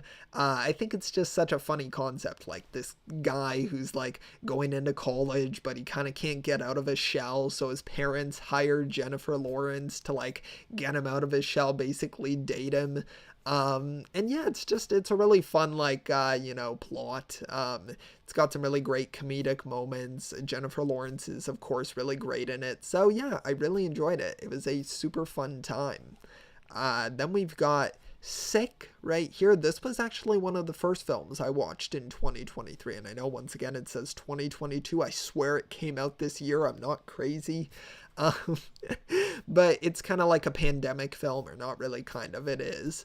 Um, it was really unique though. It was such a cool way to do it because it's like the pandemic going on. So these teenagers go to basically, this cabin like in the woods that one of them their parents own, so they spend the weekend there or whatever, but then this killer starts stalking them there, and it's a really really cool twist. I really like the twist in this film. I didn't really see it coming, so I thought it was really cool, so I won't give it away here. But if you haven't seen Sick, honestly give it a chance. If you like the slasher genre, it is really really cool. So yeah, I really enjoyed that was a great one.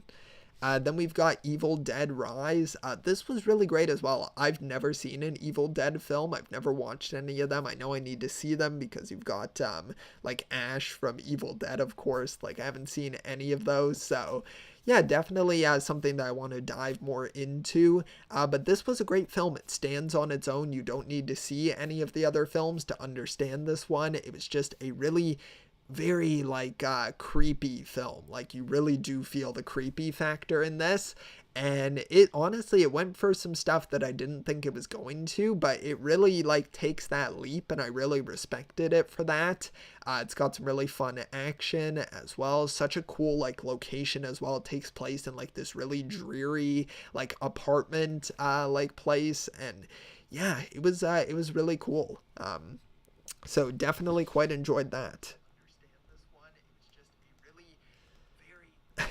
I'm listening to myself on the live stream, and I can hear my voice is getting like more like I don't even know how to describe it, more raspy as I go on.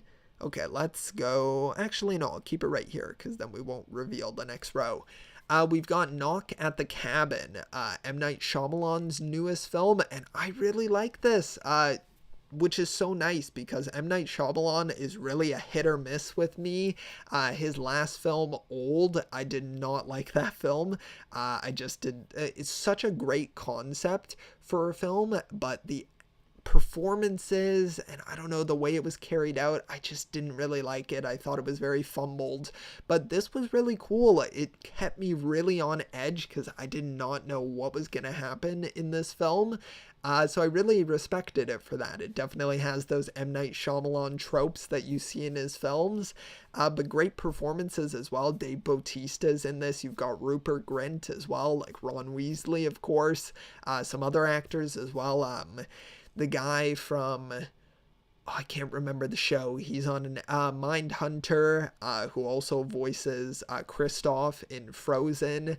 But yeah, it's got a really great cast and really good performances in this. It's based off of a book as well, and I thought they adapted it very well. Not having read the book, but from what I researched after watching the film, I was like, that was a really good way to go about it. So yeah, really enjoyed that. Let me take a drink here. Okay. Alrighty. So we've got now the next film here, The Adults. This stars Michael Cera and then the girl from It. Now that I'm not clicking on the movies, I apologize. I'm probably going to not know some of the actors' names, but they were both really, really good in this. This is a really great film.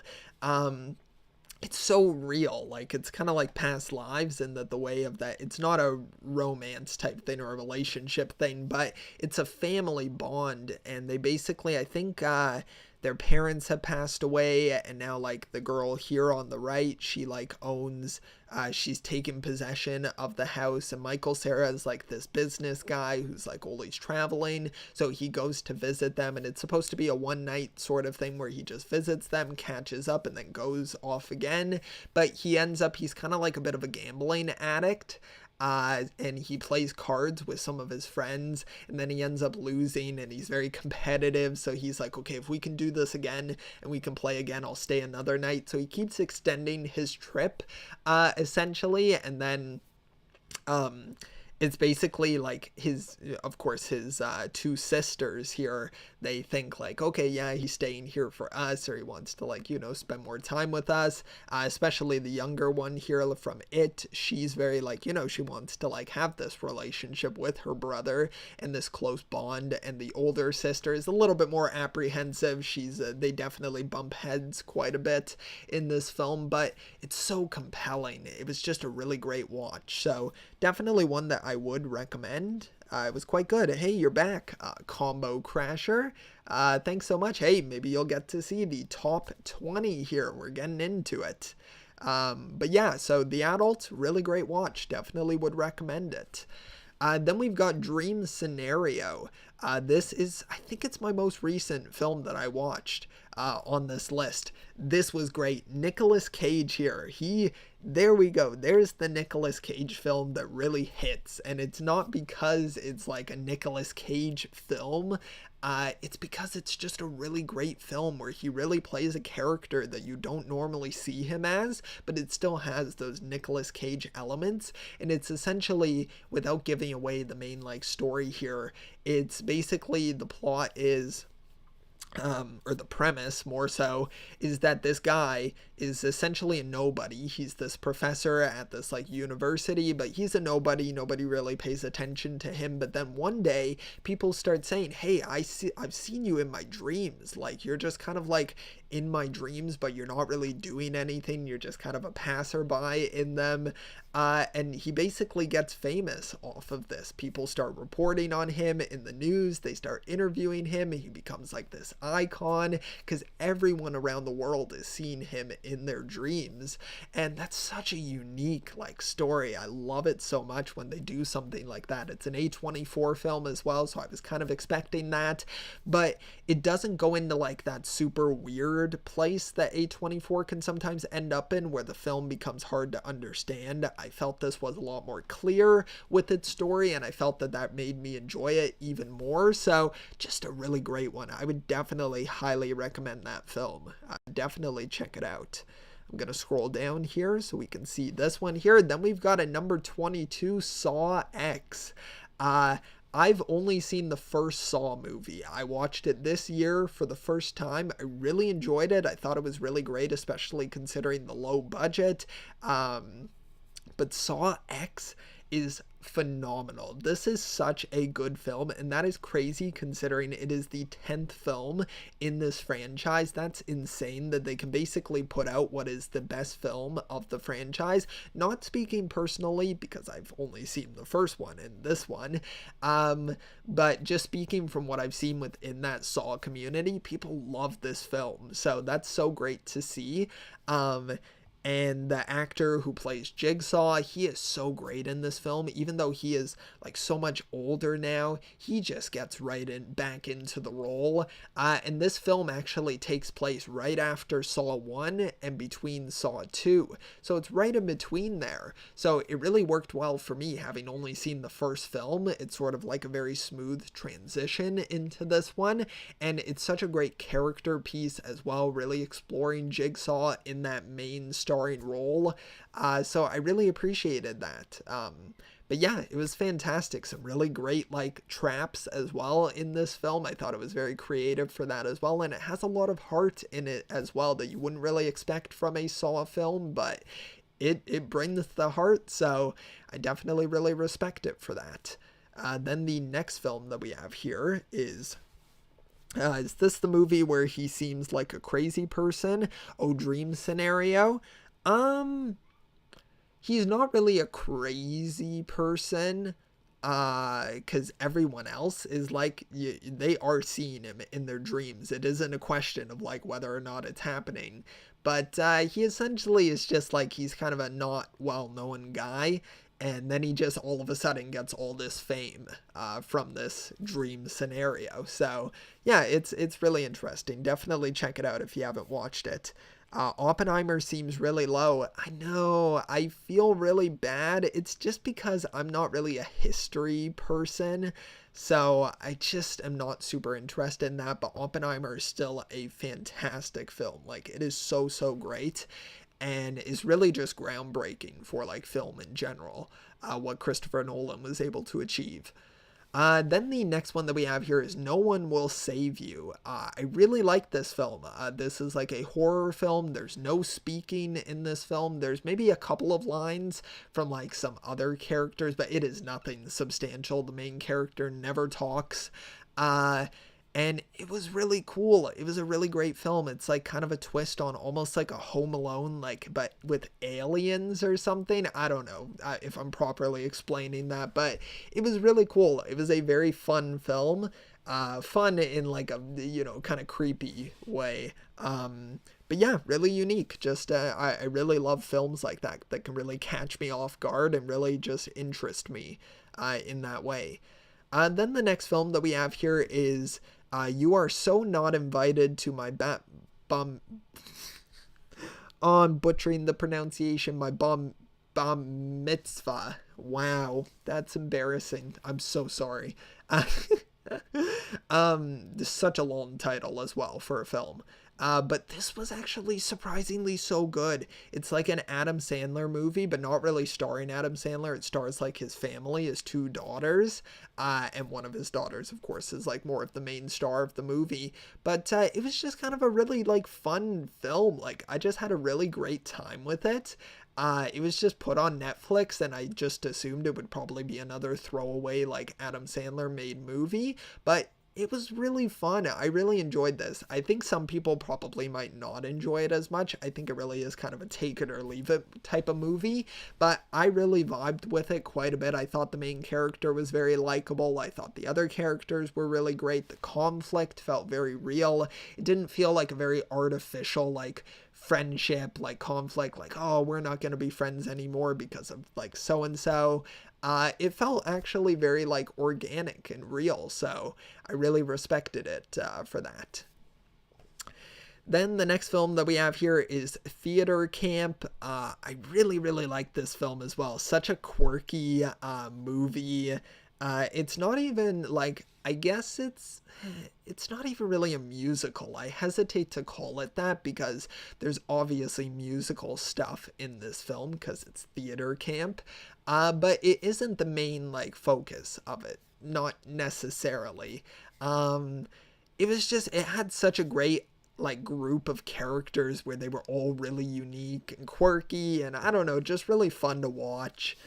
There were so many great scenes that just had me really laughing a ton. It's got the girl from, what's that show? The Bear. If you've seen the show The Bear, it's got the girl from it. She was also in the TMNT Mutant Mayhem movie, voicing April O'Neil. So she was really great in this. She had like minimal screen time, but she was still really fun to watch. And yeah, it was just overall a really great film. Then the next one that we have here is The Last Voyage of the Demeter. This was such a surprise. One of the biggest surprises, I would say, of this year. Crazy film. So crazy that we would have two like Dracula films that would be so good this year and so unique. This is basically, it's based on like one chapter from Bram Stoker's Dracula book. And it's essentially the chapter where this crew is hired to transport Dracula from one location to another. And they don't know it though. Like, they don't know what their cargo is. They're just, they're being paid and they're just going to go do this job. But essentially, of course, when you're transporting Dracula, some stuff is going to happen happen. And I love the design of Dracula in this film. They really go into like he is a bat, like a giant monstrous creature. And I really like that. It really played into the horror of the film. And yeah, it was really, really good. Very like interesting film to watch. It is a little bit slower. I could see some people being bored with it, but I was just so intrigued and invested in the characters, and as they're sort of being picked off one by one, like each night that this voyage is taking place, it was like you really feel for them and you're like nervous about who's going to get taken next. And it was and it you know, like you don't think it's gonna go to some places, but it does, like with like the degree of like what is happening in the film. So I really appreciated that. So definitely really enjoyed that movie. Then the next one that we have here, let's see, is this? Oh yeah, no, that was previous chat. That is a-okay. Okay, let me make sure my audio's still good. Okay, yeah, we're still good. Still very good. Now we've got Quiz Lady. This is such a funny film. Both of these films here back to back. Quiz Lady and Joyride. You know what? I'll do them together here because it'll make it a little bit quicker. They're both like comedy movies here, and they were both really great. Quiz Lady has such a just a fun like thing where like this girl ends up growing up watching this like quiz show, and she gets really invested into it, and she continues watching it into adulthood, and then she gets the opportunity to go be on the show, and it's her like helping out her sister who's like older than her, but she like doesn't really have her life together. So it's kind of like these two conflicting personalities having to like work together. And yeah, it was just a really fun time. I really enjoyed it. Will Ferrell plays like the quiz host, and he was really great. Even though he wasn't in like a large amount of the film, he was still really good for what portions he was.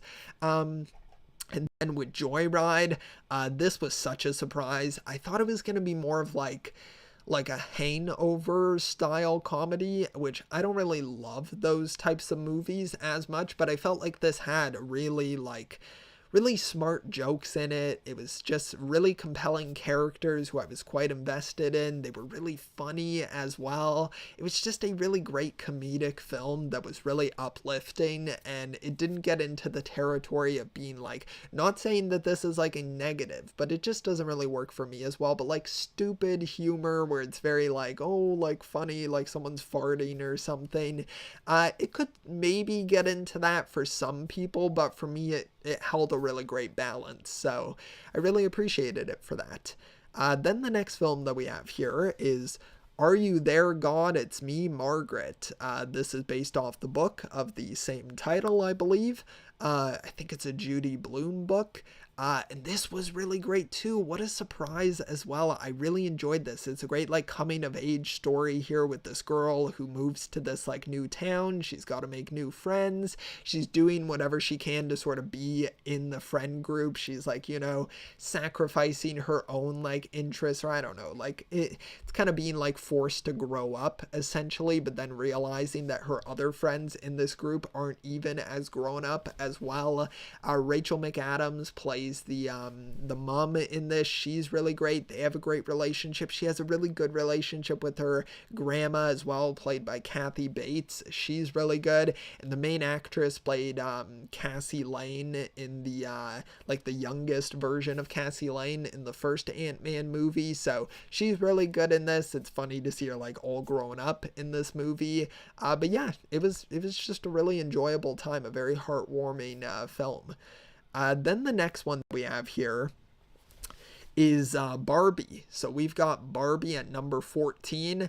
Of course, like with Oppenheimer, just who would have thought a Barbenheimer would be a thing? It is such a crazy, like 1 in a million, like chance that two movies are going to come out at the same day and that fans are going to be so passionate about both of them.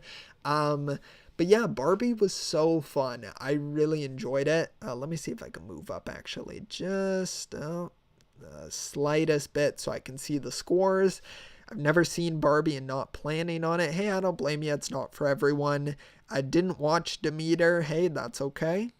No worries. It's definitely worth a watch, though, if you want to. I see Andre Roberts enjoyed Last Voyage of the Demeter. That's awesome to hear. It's such a great film, and I feel like it's kind of like underrepresented. Not that many people have seen it, so definitely nice to see someone else who really enjoyed it. I subscribe to Masters of Brickjitsu. Hey, thank you so much, Crazy Luigi Show. Definitely some really cool content on there. But yeah, basically Barbie was really fun. You've probably heard tons of people talk about it because it was just, it was such a hot topic. But yeah, I really enjoyed it. Margot Robbie is great. Ryan Gosling is fantastic. He really plays into that goofy Ken like humor, so I enjoyed that quite a bit. Yeah, everyone's fantastic in this film. Of course, Greta Gerwig is such a great director. She does a fantastic job. The set design in this movie is crazy. It feels like they just shrunk down the actors and put them on a Barbie like toy like play set. It's phenomenal. So yeah, just some really excellent stuff in that film. Then we get to, let me take a drink here. Okay. I didn't see Quiz Lady. I'll definitely check it out. Yeah, I would highly recommend it, Andre. It's a great film. It was a really enjoyable one. I believe it's on Disney Plus, so you might be able to watch it on there. But yeah, it was really good. Or maybe maybe it's on Hulu in the US. That might be the case. But yeah, the next film that we have here is Missing. Now, this is one where I really need to rewatch this film. It came out like at the beginning of the year, and I watched it right when it came out because it's kind of like not a sequel to the film Searching, but it's a very, like it's the same concept of where the whole film is through like the computer screens. And I thought it was so great.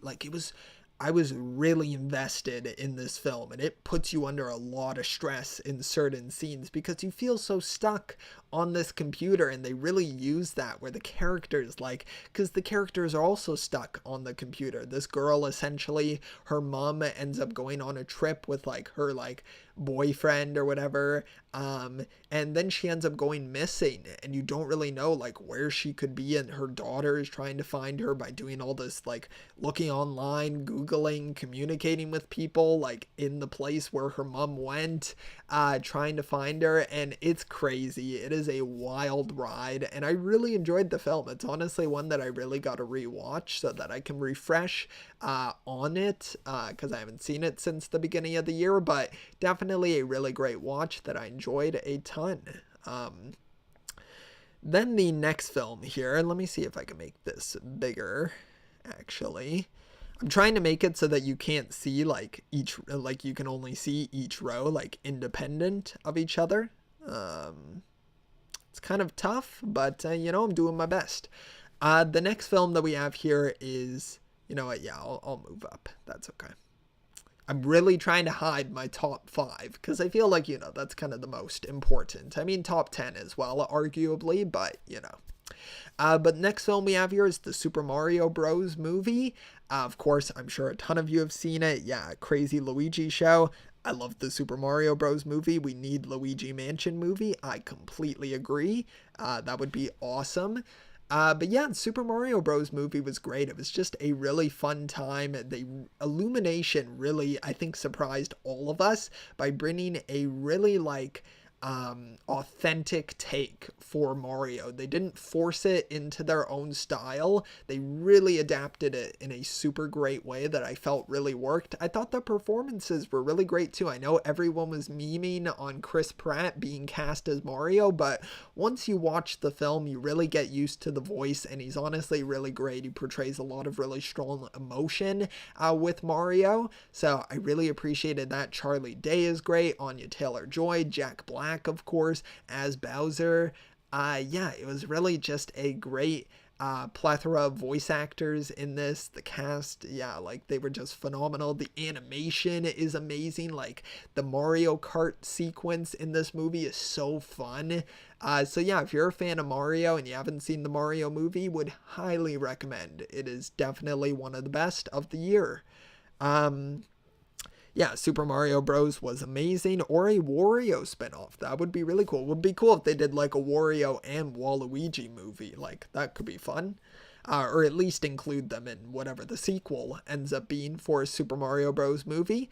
Then the next film that we have here is The Holdovers. And I also want to note that starting at missing, all of these films now are 5 out of 5 for me. So they are like perfect movies, just so you know. Um, but yeah, next one that we have here is The Holdovers. It's a relatively new film from this year, released I think like last month, maybe in November possibly. But yeah, or maybe even in December, honestly. We are getting Legend of Zelda movie. I'm not a fan of Legend of Zelda. Sorry. Hey, don't be sorry. To each their own. I like Legend of Zelda, but I don't really know what to think about the movie because I haven't really heard too much yet, but I'm sure it'll be interesting to say the least. But yeah, we've got The Holdovers. This is such a feel-good, like, holiday movie. I really enjoyed it. It's really, really great. I was just watching Chris Stuckman, who, if you're in the movie community, I'm sure you know. I just watched his best movies of 2023 list, and he had this on it. And he said it feels like it's just a warm hug, and I completely agree. It's such a comforting movie, and it's so feel good, and the characters, like their transformation throughout the movie feels so earned by the conclusion. It's great. It honestly might be my favorite Christmas movie of all time. It is like phenomenal. So really, really great. Such a feel good movie. Definitely worth a watch. Okay, and now we are at the top 10. Oh my goodness, I just showed the top 5. Pretend like you didn't see that. You didn't see the top 5. Okay, let's get into it here. We've got Gran Turismo. What a surprise. What a surprise. I was not like excited for this movie. I wasn't against the movie by any means, but I've never played Gran Turismo, so it just wasn't really on my radar. I saw it came out on digital, and I was like, you know what, might as well watch it. I really like David Harbour, and that was essentially it. And this film is spectacular. I had no idea that it was like based off a true story. I mean, I think I somewhat knew, but I knew like nothing about the true story, and it is so interesting. Like, it is a really like it doesn't just stop at like, I thought, okay, yeah, it's this guy who wins a competition and now he gets to actually drive in these race cars, but it goes so much further than that. And the lead performance is really great. I apologize, I don't know the actor's name offhand, but he is great. And yeah, it's just a really nice film. It's got some really great dramatic moments as well, where you really feel the pressure in this. And yeah, it's got a great like family theme to it as well, with this kid like trying to prove himself to his parents, or to his dad primarily. David Harbour is really good. He's such a great like mentor in this movie, because it's like a tough love relationship that he has with the main character. And yeah, I really enjoyed it. It was great. We need a Shadow the Hedgehog movie. That would be so cool. I'm excited to see Shadow in Sonic 3. That should be really cool. I definitely enjoyed The Holdovers. Hey, that's great. I'm so glad you've seen it, Andre. It is, such a good movie. A Zelda movie sounds interesting. Yeah, it definitely does. I think I heard it's going to be live action, so I think the director of it was saying that he wants to make it like a live action Studio Ghibli movie, and that would be so cool, because I know people have always said if they were to make a Legend of Zelda movie, it should look like a Studio Ghibli movie. So since it's live action, I'm glad that they're still trying to they're going to try to do that. So that would be really cool. Very, very interesting.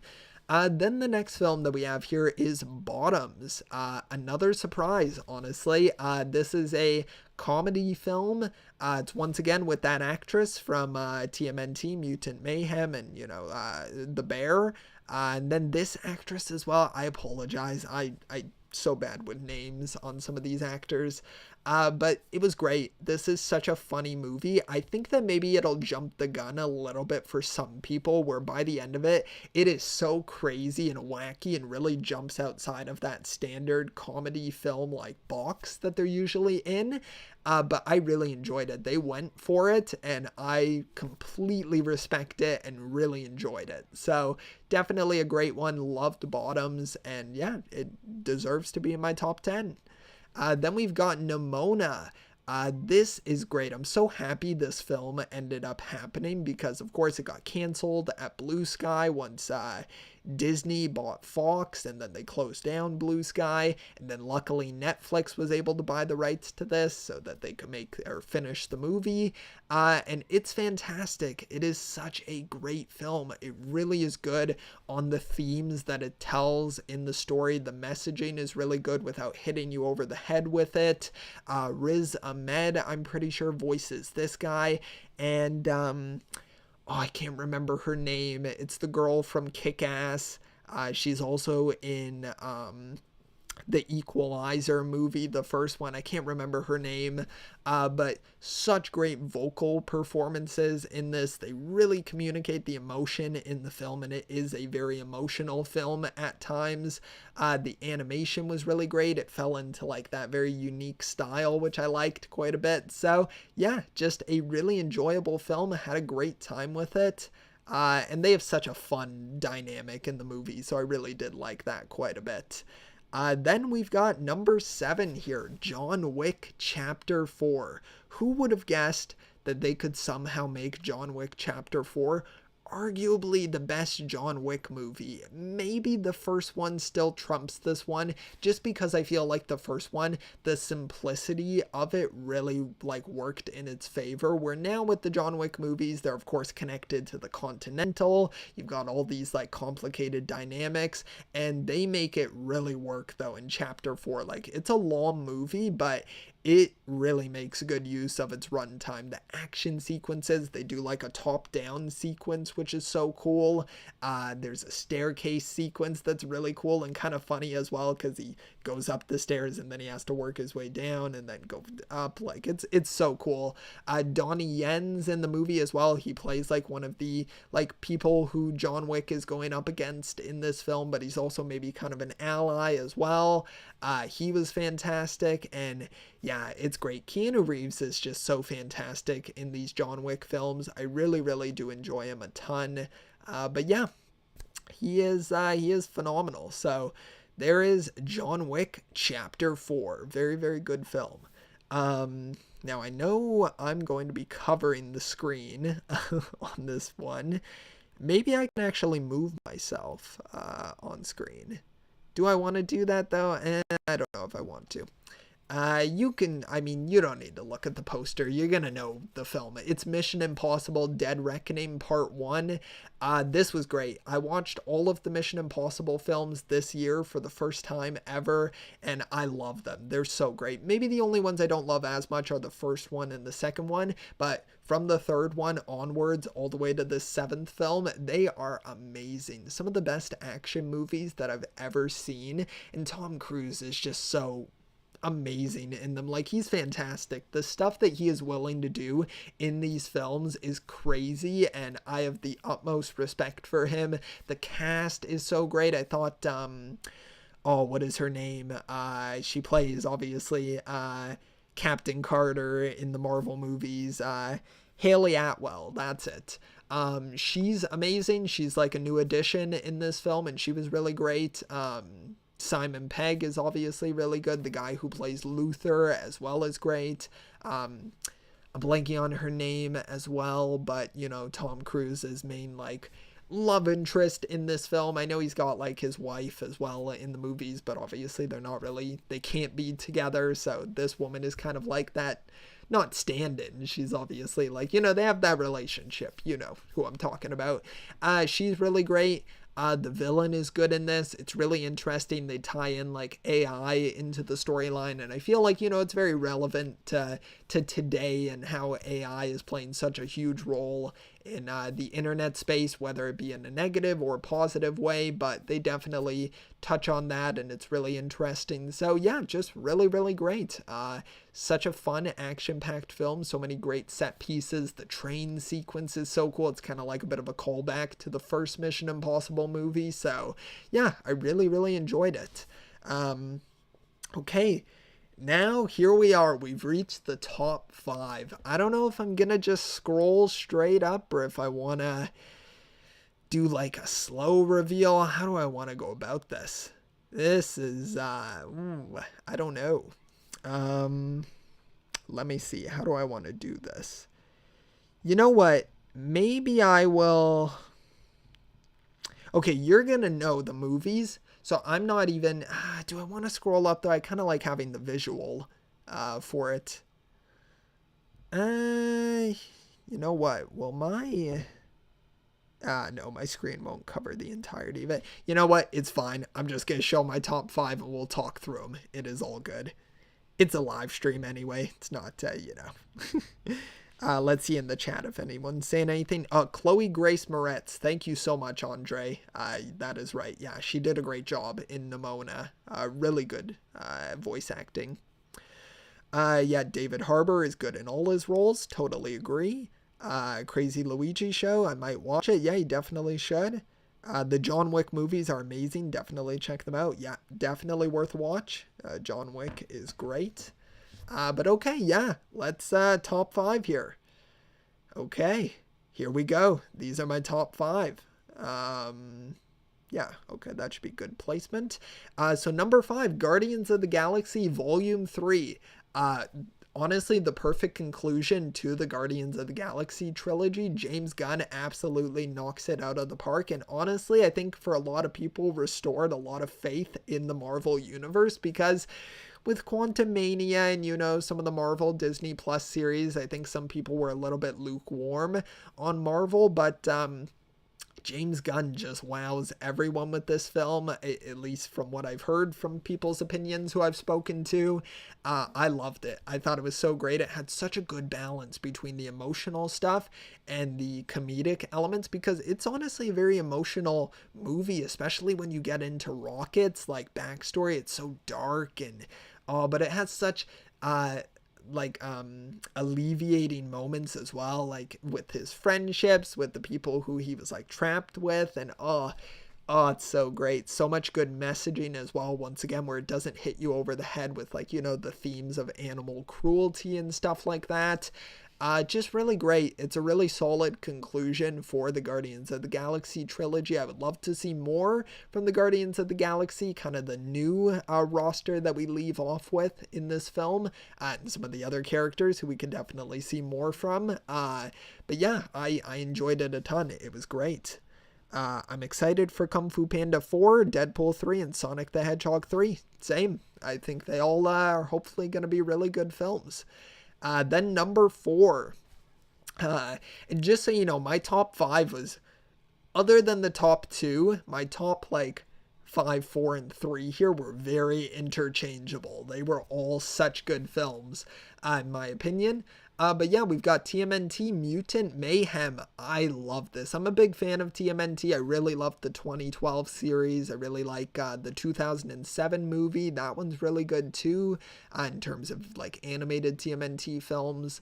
But yeah, this was really great. It was such a cool new take on the Turtles. They're all really unique in their own way. I love their designs as well. The animation was so great, taking inspiration, not in emulating Spider-Verse's style, but taking inspiration in the way of giving their own unique animated style to stand out amongst others.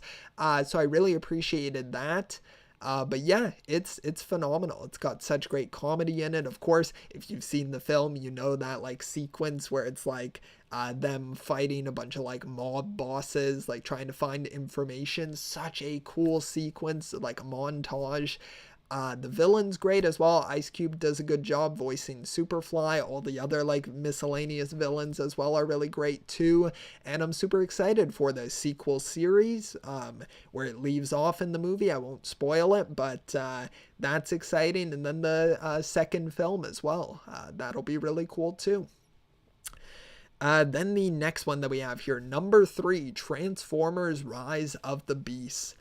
I love this film. This was so great. I saw this in theaters and it was amazing. I don't really like the Michael Bay Transformers movies. I'm not even that big on the first one. And like, I know some people have a soft spot for that one. And I saw it when it came out, like back in 2007.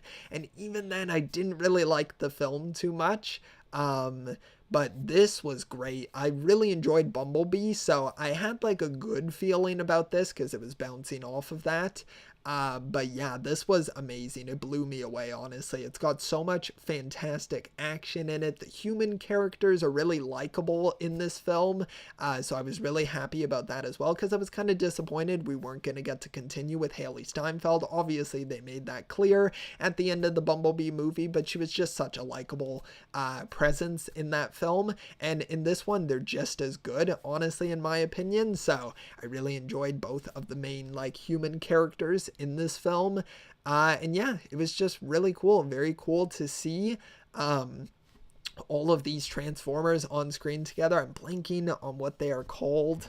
What are the the Rise of the Beasts? Because their name of Transformers.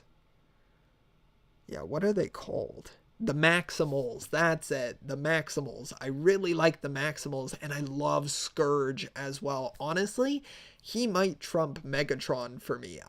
Megatron is obviously very menacing, especially when he's done very well in Transformers media, such as like the Transformers Prime cartoon, but Scourge is so intimidating in this film. He is really cool. And even in one of the sequences where he quote unquote kills off one of the characters, even though you know they're probably going to come back, which, you know, you obviously know whether or not they do if you've seen the film. But Scourge was like so cool. He really felt like a very like good antagonist in this film. He really felt like a threat, and of course with like Unicron looming over the film as well, so he was very threatening as well.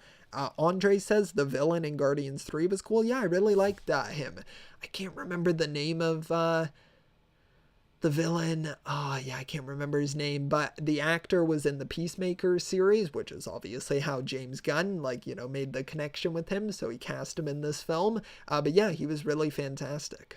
Very, very, very menacing villain in that. I mean, the stuff he is doing is so terrible. It's like, oh, very, very intimidating. Okay, now number 2. Scream 6. I'm sure a lot of people would not have this as high on their list, but I love Scream. I think it was this year. No, maybe it was last year. I think it was last year in 2022. I watched all of the Scream movies for the first time, and I love that franchise now. It is so great, and Scream 6 is my favorite of the franchise. It really did something so new and refreshing with it. I felt like it did such a cool thing with Ghostface, even just with, of course, like that he has a shotgun in one of the sequences. That was so cool. But just like the dynamics with the characters, I love like the core 4 in this movie, the main like 4 characters. They were so great, and it pains me so much. I'm not going to get into the drama, of course, behind everything with Scream 7, but it just is not. I mean, the film might not even happen. Who knows? But we know it's not going to have like Melissa Barrera or Jenna Ortega or even like the new director for the film. Like, so much has gone wrong with that movie that really soils it. But at least we'll always have like Scream 6, because that was such a great film. I love it so much. It is a horror movie that I can just watch endlessly. I love it so, so much.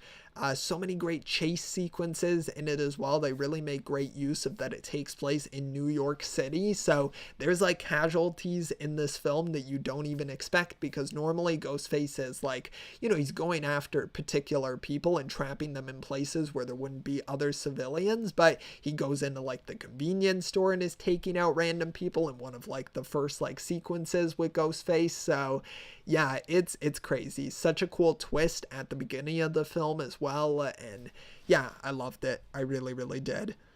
Scream 6 had a good ending. It did. Like, Of course, I would have loved to have seen more from those characters, but at least thank goodness it didn't end on like a cliffhanger or something like that. The cast was so likable though that I would have loved to have seen more from them, but you know, what are you gonna do? It happens. I'm grateful for what we have from the franchise, and I'm sure eventually, far off in the future, or whatever they plan to do, we'll get some other Scream movie. So who knows?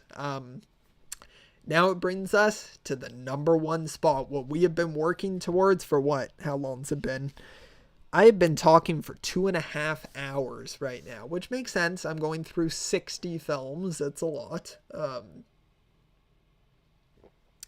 But yes, number one, Across the Spider-Verse. I love this film. Like, it's going to be hard for me to even put into words how much I enjoyed this film.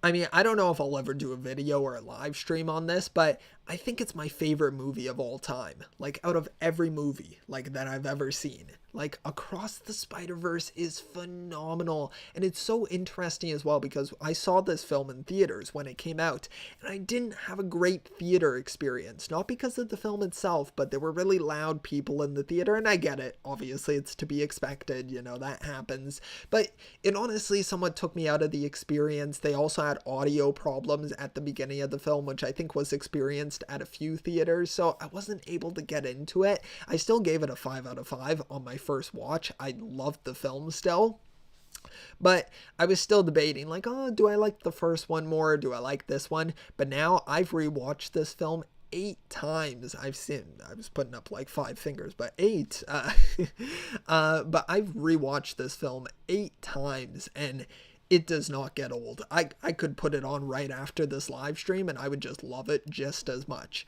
It's so great. Like, Spider-Man 2099 in this, he is awesome. Such a cool character. Miguel O'Hara, Oscar Isaac gives such a good performance. So good. Love him a ton. Gwen as well. I honestly kind of look at this film. Obviously, it's still focused on Miles, but Gwen gets like a complete story in this film. I've seen a lot of people complain about, oh, it's just like it's a part one. You gotta wait till Beyond the Spider-Verse to see like the conclusion.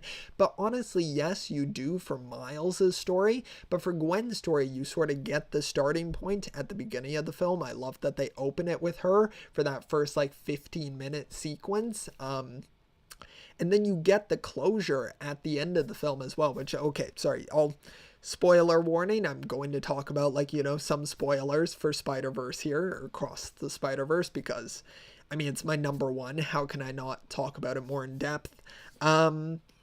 But yeah, it was so great. I think they gave a really complete story for Gwen Stacy. I loved Peter B. Parker in this, of course, with Mayday now. He's got a kid. That is so cool. Spider-Punk as well. They could have so easily made it such a classic thing of like, oh, Spider-Punk likes Gwen, but Miles has got to be with Gwen, and now they're going to have conflict. But no, Spider-Punk actually ends up being like one of Miles's only allies by the end of the film. So I thought that was so cool as well, how they really like took what you might expect them to do and then flipped it on its head.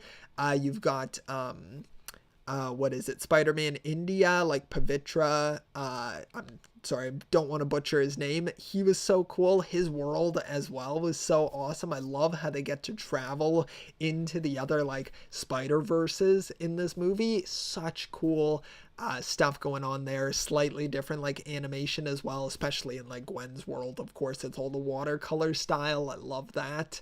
But yeah, I really enjoyed that aspect of it as well. I'm trying to think of what else. There's so much. I won't get to say all of it here because I still want to keep it concise, my thoughts. But yeah, it was crazy. And the last like 30 minutes of the movie is just insane. Like once Miles is on the run from all these spider people, it is crazy. This movie just goes off the walls and I love it. It's perfect. It's honestly a perfect film in my opinion. So is Into the Spider-Verse. That is also a perfect film in my opinion. But yeah, Across the Spider-Verse, so phenomenal. Definitely really earns that top spot here. But yeah, that is ranking all 60 movies that I saw this year. Oh, it's crazy. There's of course a few that are missing off of my list that I just didn't get a chance to watch. I know recently that movie, The Iron Claw, I think is what it's called, that new Zac Efron movie. I've heard that's phenomenal, so I'm sure it would have made it pretty high on the list as well. I'm trying to think if there's anything else that's come out. Maybe I would even have it in my watch list, possibly. Let's see if maybe I do. Let me just quickly, I'm gonna turn off the screen capture and try to go into my list here, see if I can find anything. But yeah, I just, I want to say a huge thank you to everyone who's watched this stream here. I really do appreciate it. Let me catch up on the comments here, actually. Too much toilet humor in the Bay movies. Totally agree with you, Andre. They were just not really my thing. I can see why some people do enjoy them, but I don't know. They're not as good in my opinion. It's sad that we might not get Scream 7. I know it hurts so much. Honestly, it really does hurt, but what are you gonna do? Have you seen the Transformers Generation 1 cartoon from the 80s? I have seen a bit of it. I know I've seen the movie as well, the Transformers one, where they kill off a bunch of the Transformers characters because they wanted to sell more toys. That was a crazy movie. But yeah, I've seen a little bit of the original series, but I haven't seen it in its entirety. But I would like to one day, because I'm sure it would be an enjoyable watch. Scream 6 had a good ending, yep. They might just cast a whole new cast for Scream 7. Honestly, I would maybe like that because, I don't know, other than maybe bringing back Sidney Prescott and doing something with that, I just don't know what they could really do with the series other than sort of do a whole recast. Because you can't have the core four with only two of the members. The other two members are great, don't get me wrong. But Mindy and what's his name, Chad, but they only work as the core four. I don't know, it would be so weird. I'm excited for the Thundermans return movie. Oh, that's interesting. I never even heard about that. Looking forward to Across the Spider-Verse Part 2. Yeah, I'm excited for that. Beyond the Spider-Verse. Oh, I'm so excited. Oh, man, it's gonna be amazing. We didn't see Spider-Man 0, but Fortnite made that suit. Oh, yeah, that's cool. That would be cool if maybe we saw that in Beyond the Spider-Verse. Who knows? The Color Purple, the musical, was pretty good. I have heard about that. I should watch that. But yeah, actually, here. I've got, hold on.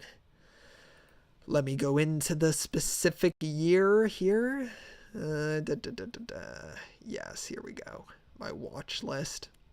Okay, yeah, there's a few films I want to mention here just briefly that I did miss.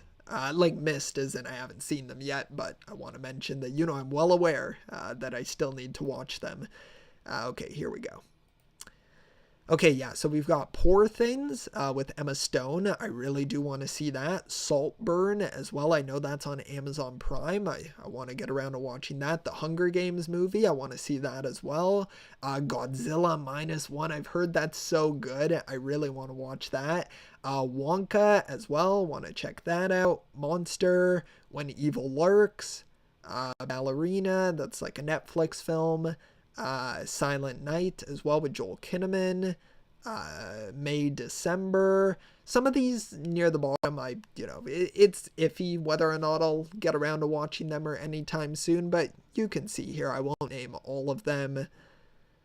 I really want to watch this, Hitman. I don't even know when that's coming out, wide release. I know it came out in festivals this year, but I really want to see that. Cobweb, it's a Korean film. Good Person. The Marvels, I haven't seen that, so I do have to watch that. The Boy and the Heron, the new Studio Ghibli movie, I do want to watch that. But yeah, I think that is all of them. Obviously, I didn't name them all, but you can see them here. But yeah, okay, let me, I think we'll close it out here. I'll read the chat, catch up here. If you have any last minute questions, let me know. Okay, let's see. What have I missed? I didn't know if you've seen the original movie, but it's pretty good. I don't think I've seen, if there's an original movie for The Color Purple, I don't think I've seen that. But yeah. But let me know if you have any final thoughts here. I'm going to close out the live stream in a minute. But yeah, thank you all so much for watching. I really appreciate it. I do apologize that I haven't posted very much this year. I've just been very busy. And I don't honestly know. I don't want to give any promises on if I will be posting more or what I might be doing on the channel, but I definitely would like to try to do some live stream stuff because, you know, it's much easier. It's more convenient. Whenever I have some time, I can just pop on. We can talk about whatever topic is relevant at the time. But yeah, oh yeah, Wonka is good as well. Definitely want to watch that. I know it was directed by the guy who directed the 2 Paddington movies, so definitely something worth checking out. But yeah, thank you all so much for watching. I really do appreciate it. Yeah, if you're watching this on the rewatch, that's crazy that you made it through the whole video. This is like 2.5 hours. It's crazy. But thank you all so much. I really, really appreciate it. I know I've said that a ton now. But yeah, and let me know in the comments section if you're commenting after this video's gone up, what was your favorite film of 2023? Aquarium 2? Oh, that would be interesting. But yeah, so yeah, I think I'm going to end it off here. I don't want to keep babbling on forever. I hope you all have a great end of the year. Happy New Year's, all of that. And hopefully you have a great 2024. I don't know when I'll get to talk to you all again on another stream, but hopefully sooner than later. But yeah, thanks so much, everyone. And yeah, take care. I will see you all in the next video. And also check out Masters of Brickjitsu as well. Got some content up on there, some other amazing people as well making content, so a lot of cool stuff to check out. But yeah, thanks so much. See you all next time, and always remember, keep on collecting.